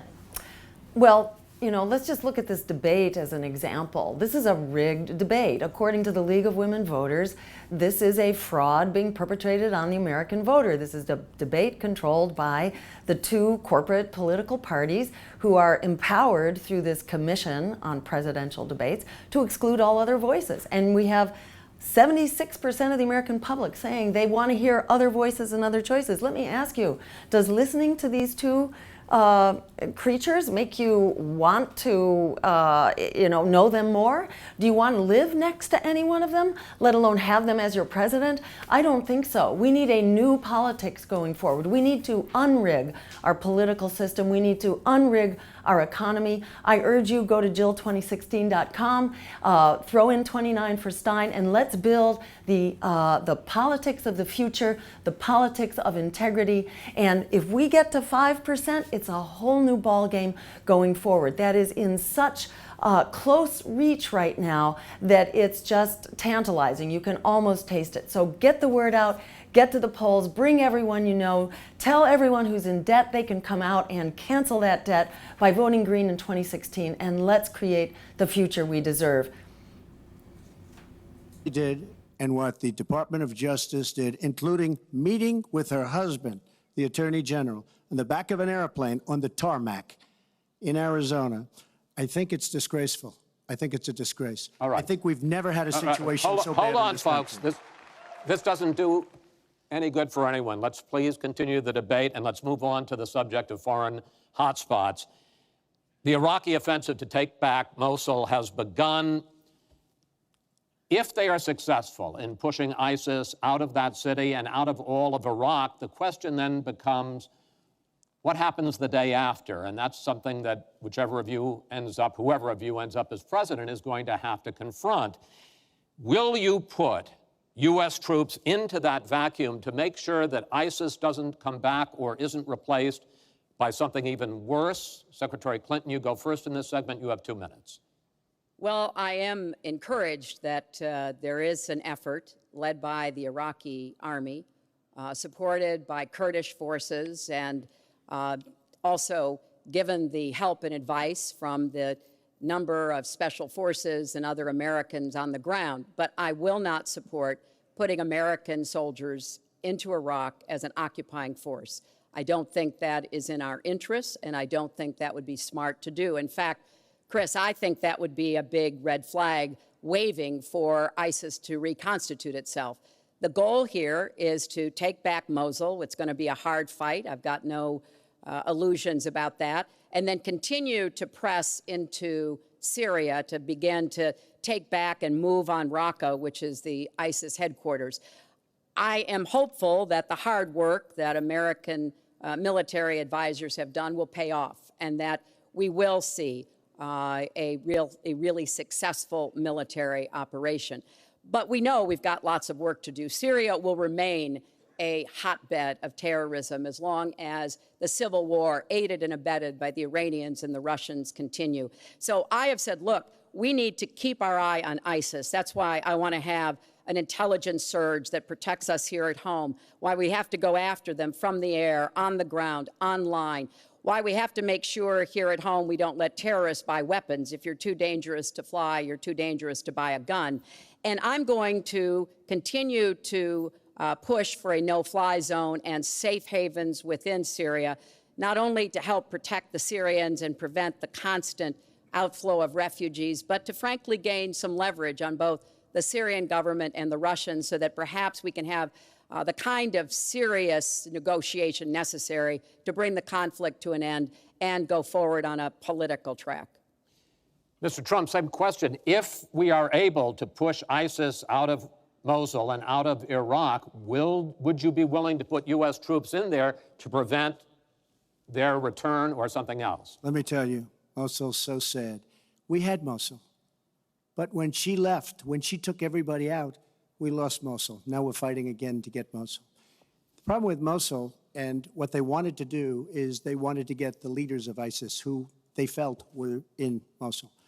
About 3 months ago, I started reading that they want to get the leaders and they're going to attack Mosul. Whatever happened to the element of surprise? Okay? We announced we're going after Mosul. I've been reading about going after Mosul now for about, how long is it, Hillary? 3 months? These people have all left. They've all left. The element of surprise. Douglas, MacArthur, George Patton spinning in their graves when they see the stupidity of our country. So we're now fighting for Mosul that we had. All she had to do is stay there. Now we're going in to get it. But you know who the big winner in Mosul is going to be after we eventually get it? And the only reason they did it is because she's running for the office of president. And they want to look tough. They want to look good. He violated the red line in the sand. And he made so many mistakes, made all mistakes. That's why we have the Great Migration. But she wanted to look good for the election. So they're going in. But who's going to get Mosul, really? We'll take Mosul eventually. By the way, if you look at what's happening, much tougher than they thought. Much, much tougher, much more dangerous, going to be more deaths than they thought. But the leaders that we wanted to get are all gone because they're smart. They say, what do we need this for? So Mosul is going to be a wonderful thing, and Iran should write us a letter of thank you, just like the really stupid, the stupidest deal of all time, a deal that's going to give Iran absolutely nuclear weapons. Iran should write us yet another letter saying thank you very much. Because Iran, as I said many years ago, Iran is taking over Iraq, something they've wanted to do forever, but we've made it so easy for them. So we're now going to take Mosul, and you know who's going to be the beneficiary? Iran. Boy, are they making, I mean, they are outsmarting. Look, you're not there. You might be involved in that decision, but you were there when you took everybody out of Mosul and out of Iraq. You shouldn't have been in Iraq, but you did vote for it. You shouldn't have been in Iraq, but once you were in Iraq, you should have never left the way. The point is, the big winner is going to be Iran. Well, Dr. Stein, your response? Well, you know, it begs for a little reality check here. Hillary is saying we're going to be successful. We have nearly 5,000 troops on the ground now in Iraq, you know, where we supposedly pulled out long ago. And this is, you know, this is like 15 years after we went in to start with. Donald is saying we never should have gotten out. We should have been fighting harder. We should have hung on to Mosul. But Mosul has changed hands many times. I think it's like 5 times. Just like Aleppo has changed hands about 5 times. You know, let's just get with the program here. We're not moving forward. Let's be real. We have spent $5 or $6 trillion, depending on which study you look at, in these wars in Iraq and Afghanistan and now in Syria. $6 trillion, tens of thousands of U.S. soldiers have been killed or maimed, 1 million people killed in Iraq alone. What have we achieved? Failed states, mass refugee migrations, and worse terrorist threats. Even the Taliban in Afghanistan have only expanded. So it's not a question of staying there longer. These are the longest wars we have ever fought. How much are we going to bleed ourselves for this? This $6 trillion comes down to $50,000 per American household. It's almost half of your income taxes are going into this bloated and dangerous military. We need a new way forward. We need a foreign policy based on international law, human rights, and diplomacy. And we need to end a foreign policy based on economic and military domination. This has been nothing less than a catastrophic policy, and Hillary and Donald do not have a clue and should not be in the White House directing our foreign policy. You have another choice. This is a democracy. Stand up and vote for your future like your life depends on it, because in fact it does. You know, once again, Donald is implying that he didn't support the invasion of Iraq. I said it was a mistake. I've said that years ago. He has consistently denied what is a very clear fact, that before the invasion, he supported it. And, you know, I just want everybody to go Google it. Google Donald Trump Iraq, and you will see the dozens of sources which verify that he was for the invasion of Iraq. And you can actually hear the audio of him saying that. Now, why does that matter? Well, it matters because he has not told the truth about that position. I guess he believes it makes him look better now to contrast with me, because I did vote for it.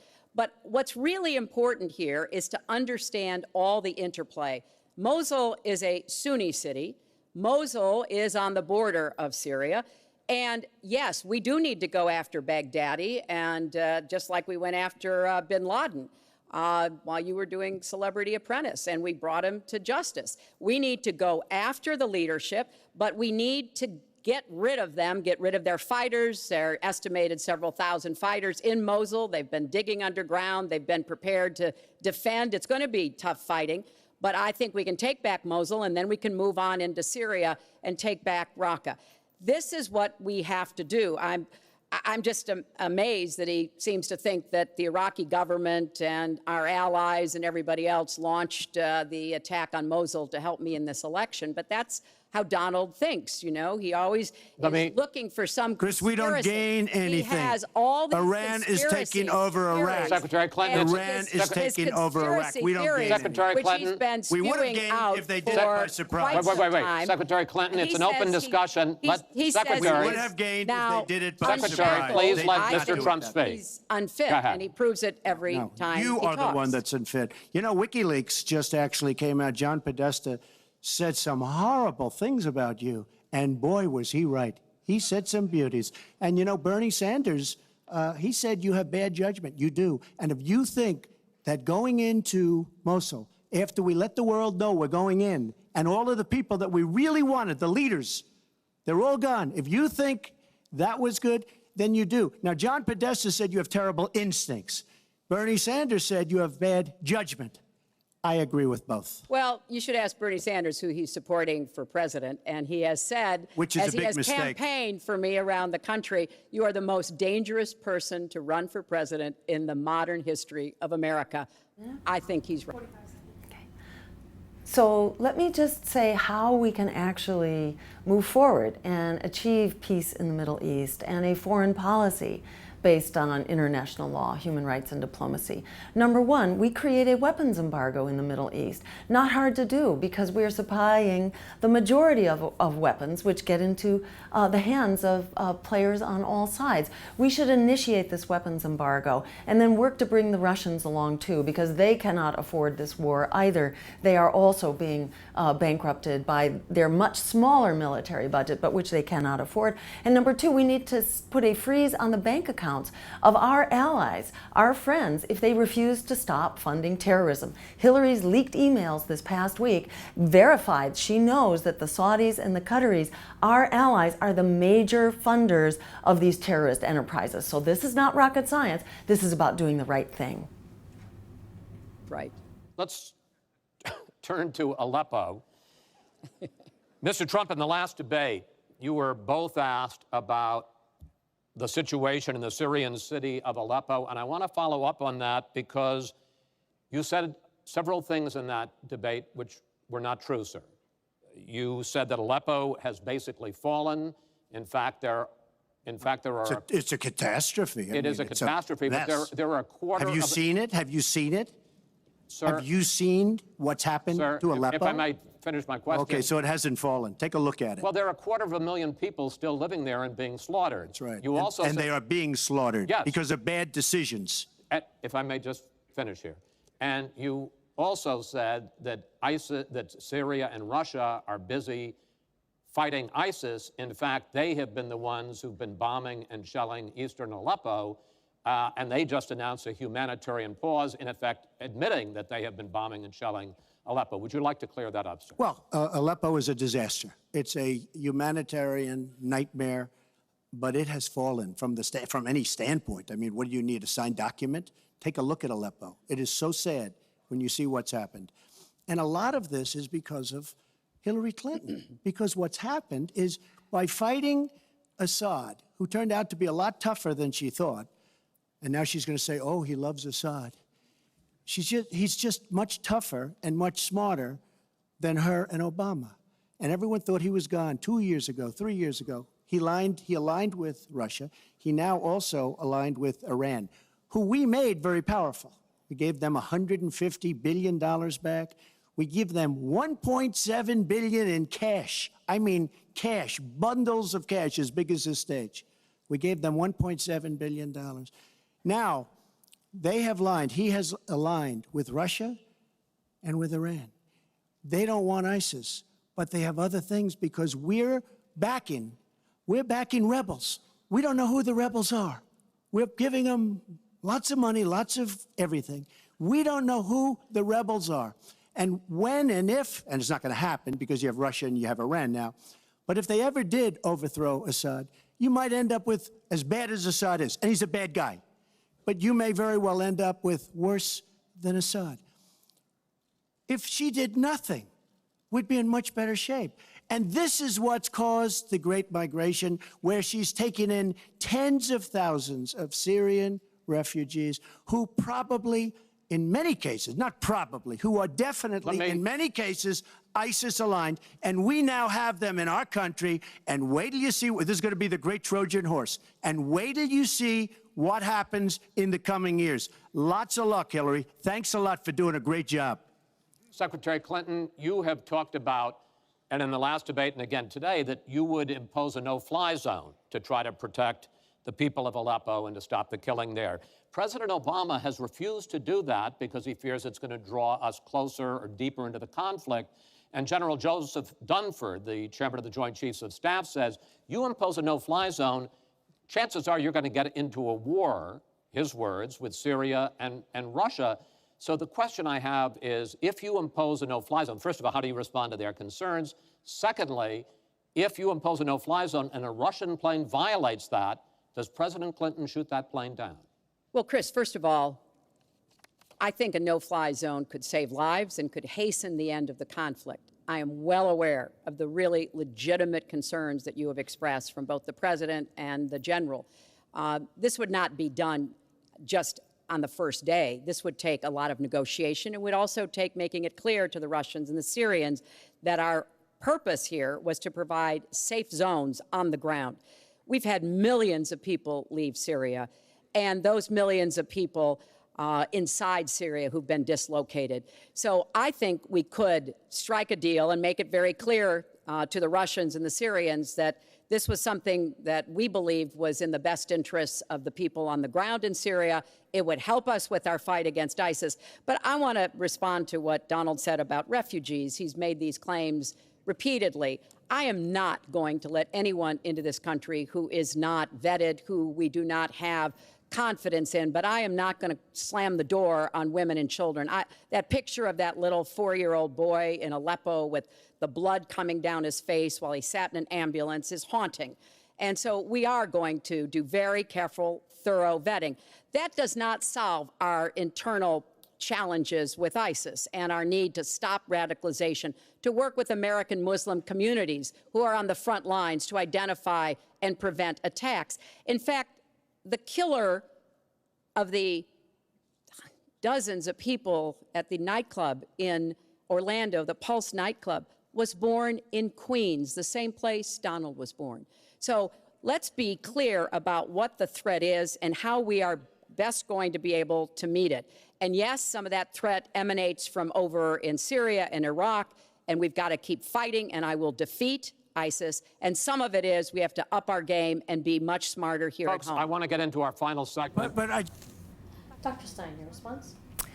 So let's be clear about where this threat of radicalization at home comes from.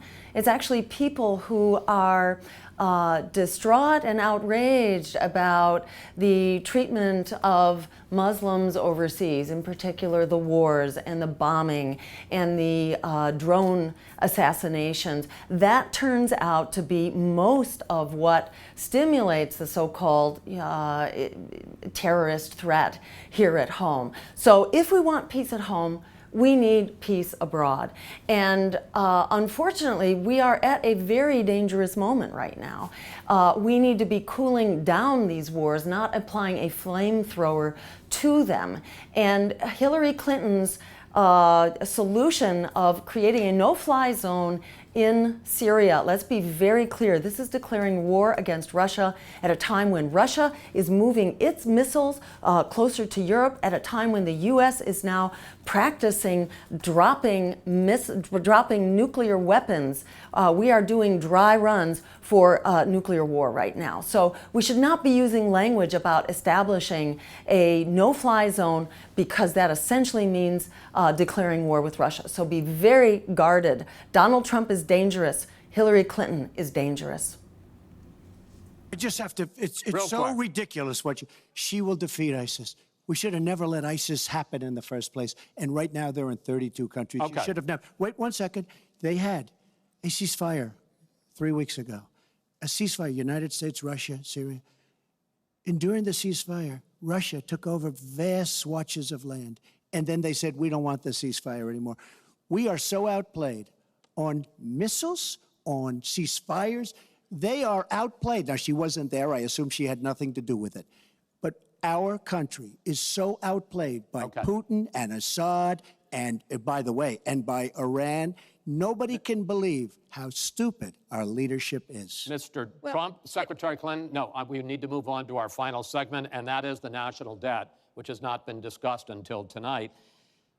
Our national debt as a share of the economy, our GDP, is now 77%. That's the highest since just after World War II.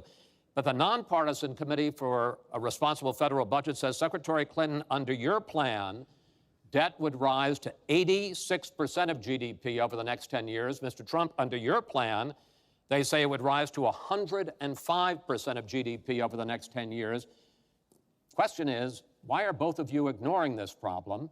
Mr. Trump, you go first. Well, I say they're wrong because I'm going to create tremendous jobs. And we're bringing GDP from really 1%, which is what it is now. And if she got in, it'll be less than zero. But we're bringing it from 1% up to 4%. And I actually think we can go higher than 4%. I think you can go to 5 or 6%. And if we do, you don't have to bother asking your question, because we have a tremendous machine. We will have created a tremendous economic machine once again. To do that, we're taking back jobs. We're not going to let our companies be raided by other countries where we lose all our jobs. We don't make our product anymore. It's very sad. But I'm going to create the kind of a country that we were from the standpoint of industry. We used to be there. We've given it up. We've become very, very sloppy. We've had people that are political hacks making the biggest deals in the world, bigger than companies. You take these big companies, these trade deals are far bigger than these companies. And yet we don't use our great leaders, many of whom back me and many of whom back Hillary, I must say. But we don't use those people. Those are the people, these are the greatest negotiators in the world. We have the greatest business people in the world. We have to use them to negotiate our trade deals. We use political hacks. We use people that get the position because they made a campaign contribution. And they're dealing with China and people that are very much smarter than they are. So we have to use our great people. But with that being said, we will create an economic machine, the likes of which we haven't seen in many decades. And people, Chris, will again go back to work, and they'll make a lot of money, and we'll have companies that will grow and expand and start from new. Secretary Clinton. Well, first, when I hear Donald talk like that and know that his slogan is "Make America Great Again," I wonder when he thought America was great.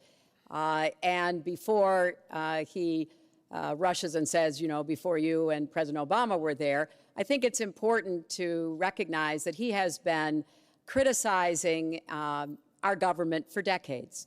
You know, back in 1987, he took out a $100,000 ad in the New York Times during the time when President Reagan was president, and basically said exactly what he just said now, that we were the laughing stock of the world.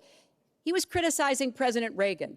This is the way Donald thinks about himself, puts himself into, you know, the middle and says, you know, I alone can fix it, as he said on the convention stage. But if you look at the debt, which is the issue you asked about, Chris, I pay for everything I'm proposing. I do not add a penny to the national debt. I take that very seriously because I do think it's one of the issues we've got to come to grips with. So when I talk about how we're going to pay for education, how we're going to invest in infrastructure, how we're going to get the cost of prescription drugs down, and a lot of the other issues that people talk to me about all the time, I've made it very clear we are going where the money is. We are going to ask the wealthy and corporations to pay their fair share. And there is no evidence whatsoever that that will slow down or diminish our growth. In fact, I think just the opposite. We'll have what economists call middle-out growth. We've got to get back to rebuilding the middle class, the families of America. That's where growth will come from. That's why I want to invest in you. I want to invest in your family. And I think that's the smartest way to grow the economy, to make the economy fairer. And we just have a big disagreement about this. It may be because of our experiences. You know, he started off with his dad as a millionaire. I started off with my dad as a small businessman. We've heard this before. I think it's, you know, it's a difference that affects how we see the world and what we want to do with the economy. Time. Thank you, Hillary. Could I? Dr. Stein, your response? So let's remember why the debt ballooned over the past decade. Why did the debt get so big? Number one, from these incredible wars, which have not made us safer, they've made us less safe. And then there were the tax cuts for the rich. The Bush tax cuts, 80% of them went to the wealthy. And those tax cuts by the Bush administration were made permanent by the Obama administration. So this has been a bipartisan giveaway. And the third major driver of this debt was the crashed economy, thanks to Wall Street deregulation and the loss of 9 million jobs and 5 million homes and so on. So what do you do in order to get the debt under control? You have to restore the economy, and you have to stop the things that are dragging it down. So these wars for oil are not making us safer, they're making us bankrupt.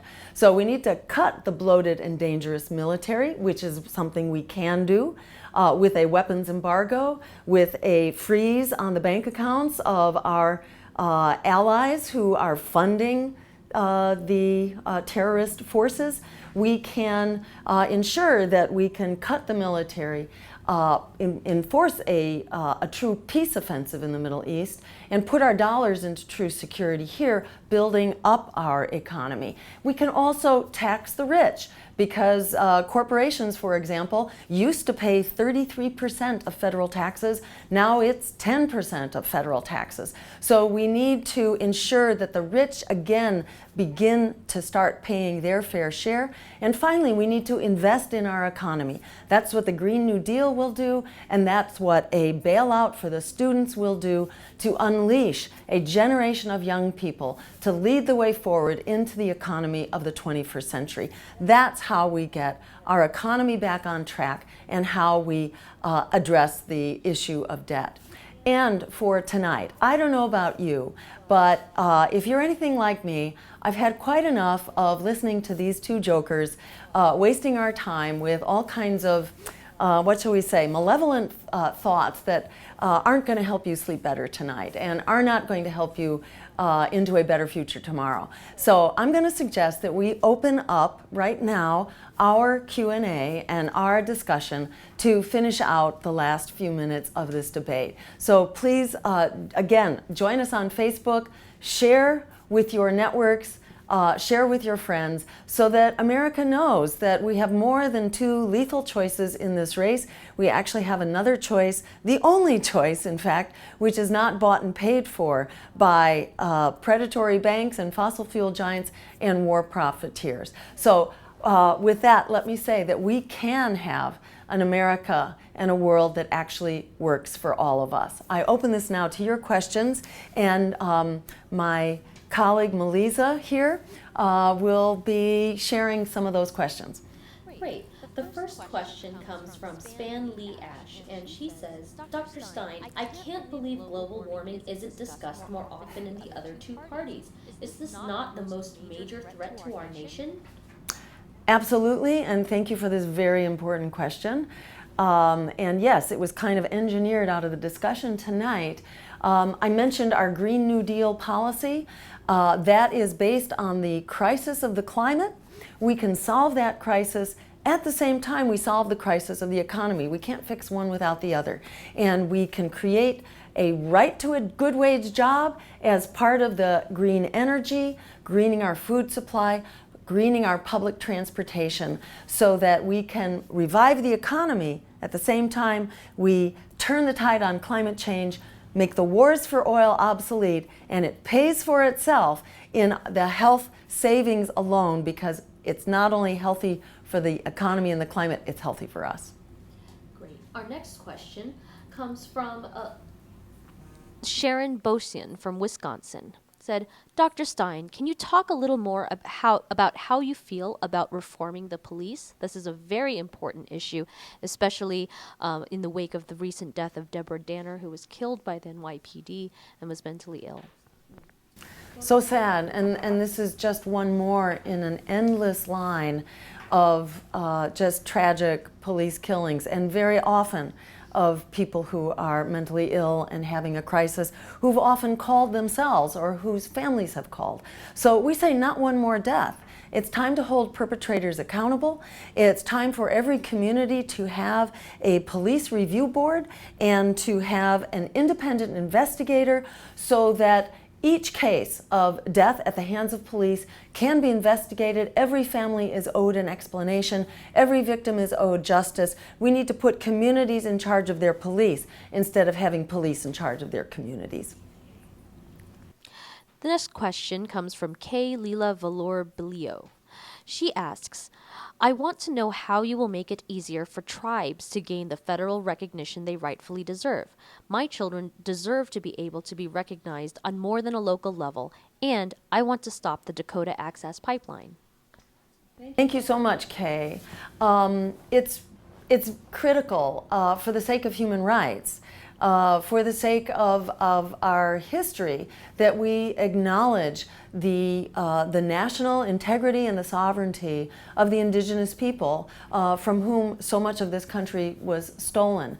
So it's very important that we respect these treaty rights, that we have at the cabinet level a representative of the indigenous people, and that we have a representative on the Supreme Court, so that we ensure at the many levels of government that we are meeting the needs of the indigenous nations and doing them the justice that they deserve. Our next question is Lindsay Hopp from California. She asks, Dr. Stein, can you expand on how you would plan to make a single-payer healthcare system work for everyone? As a disabled person on Medi-Cal, Medicaid, and other states, this is an issue that hits close to home.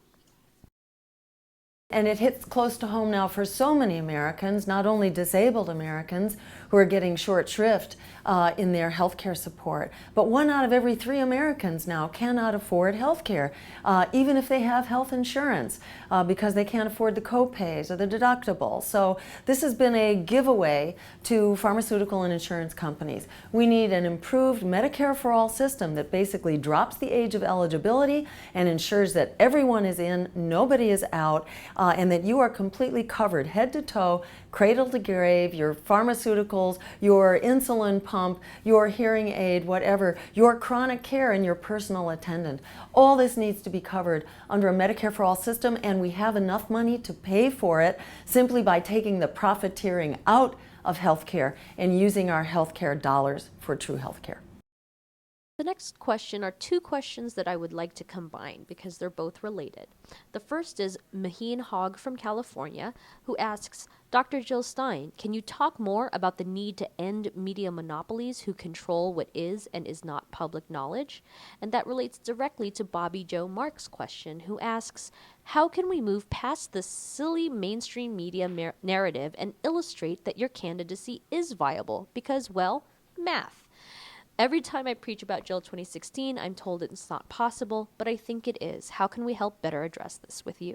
Thank you so much. So media monopolies, you know, we've just seen what media monopoly looks like in this monopoly debate, a debate of two-party tyranny. And we've seen that the corporate media establishment created Donald Trump and gave billions of dollars to Trump and to Clinton. So we need to break up. In very concrete terms, we need to end and use antitrust laws and break up these corporate monopolies so we can have a real press. And for our campaign, let me just say, let's get the word out. Go to jill2016.com, share this debate, get your friends involved, go volunteer, go sign up to volunteer. You can help with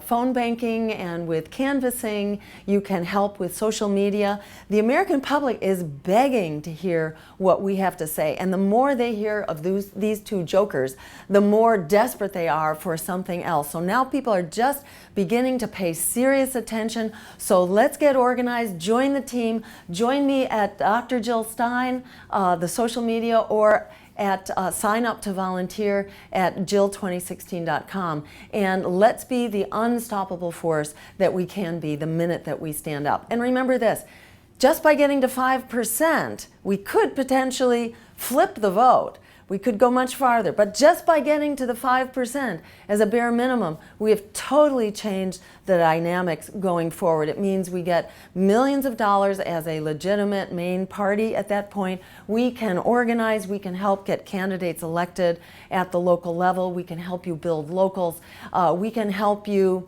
challenge power on all the issues that we need to be challenging power on, because in this election we're not just deciding what kind of a world we will have, but whether we will have a world or not going forward. So let's stand up and don't throw your vote away on a failed two-party system. Invest your vote in a real movement for deep, green, just, sustainable change. Thank you so much. And where will you be right after this live stream ends?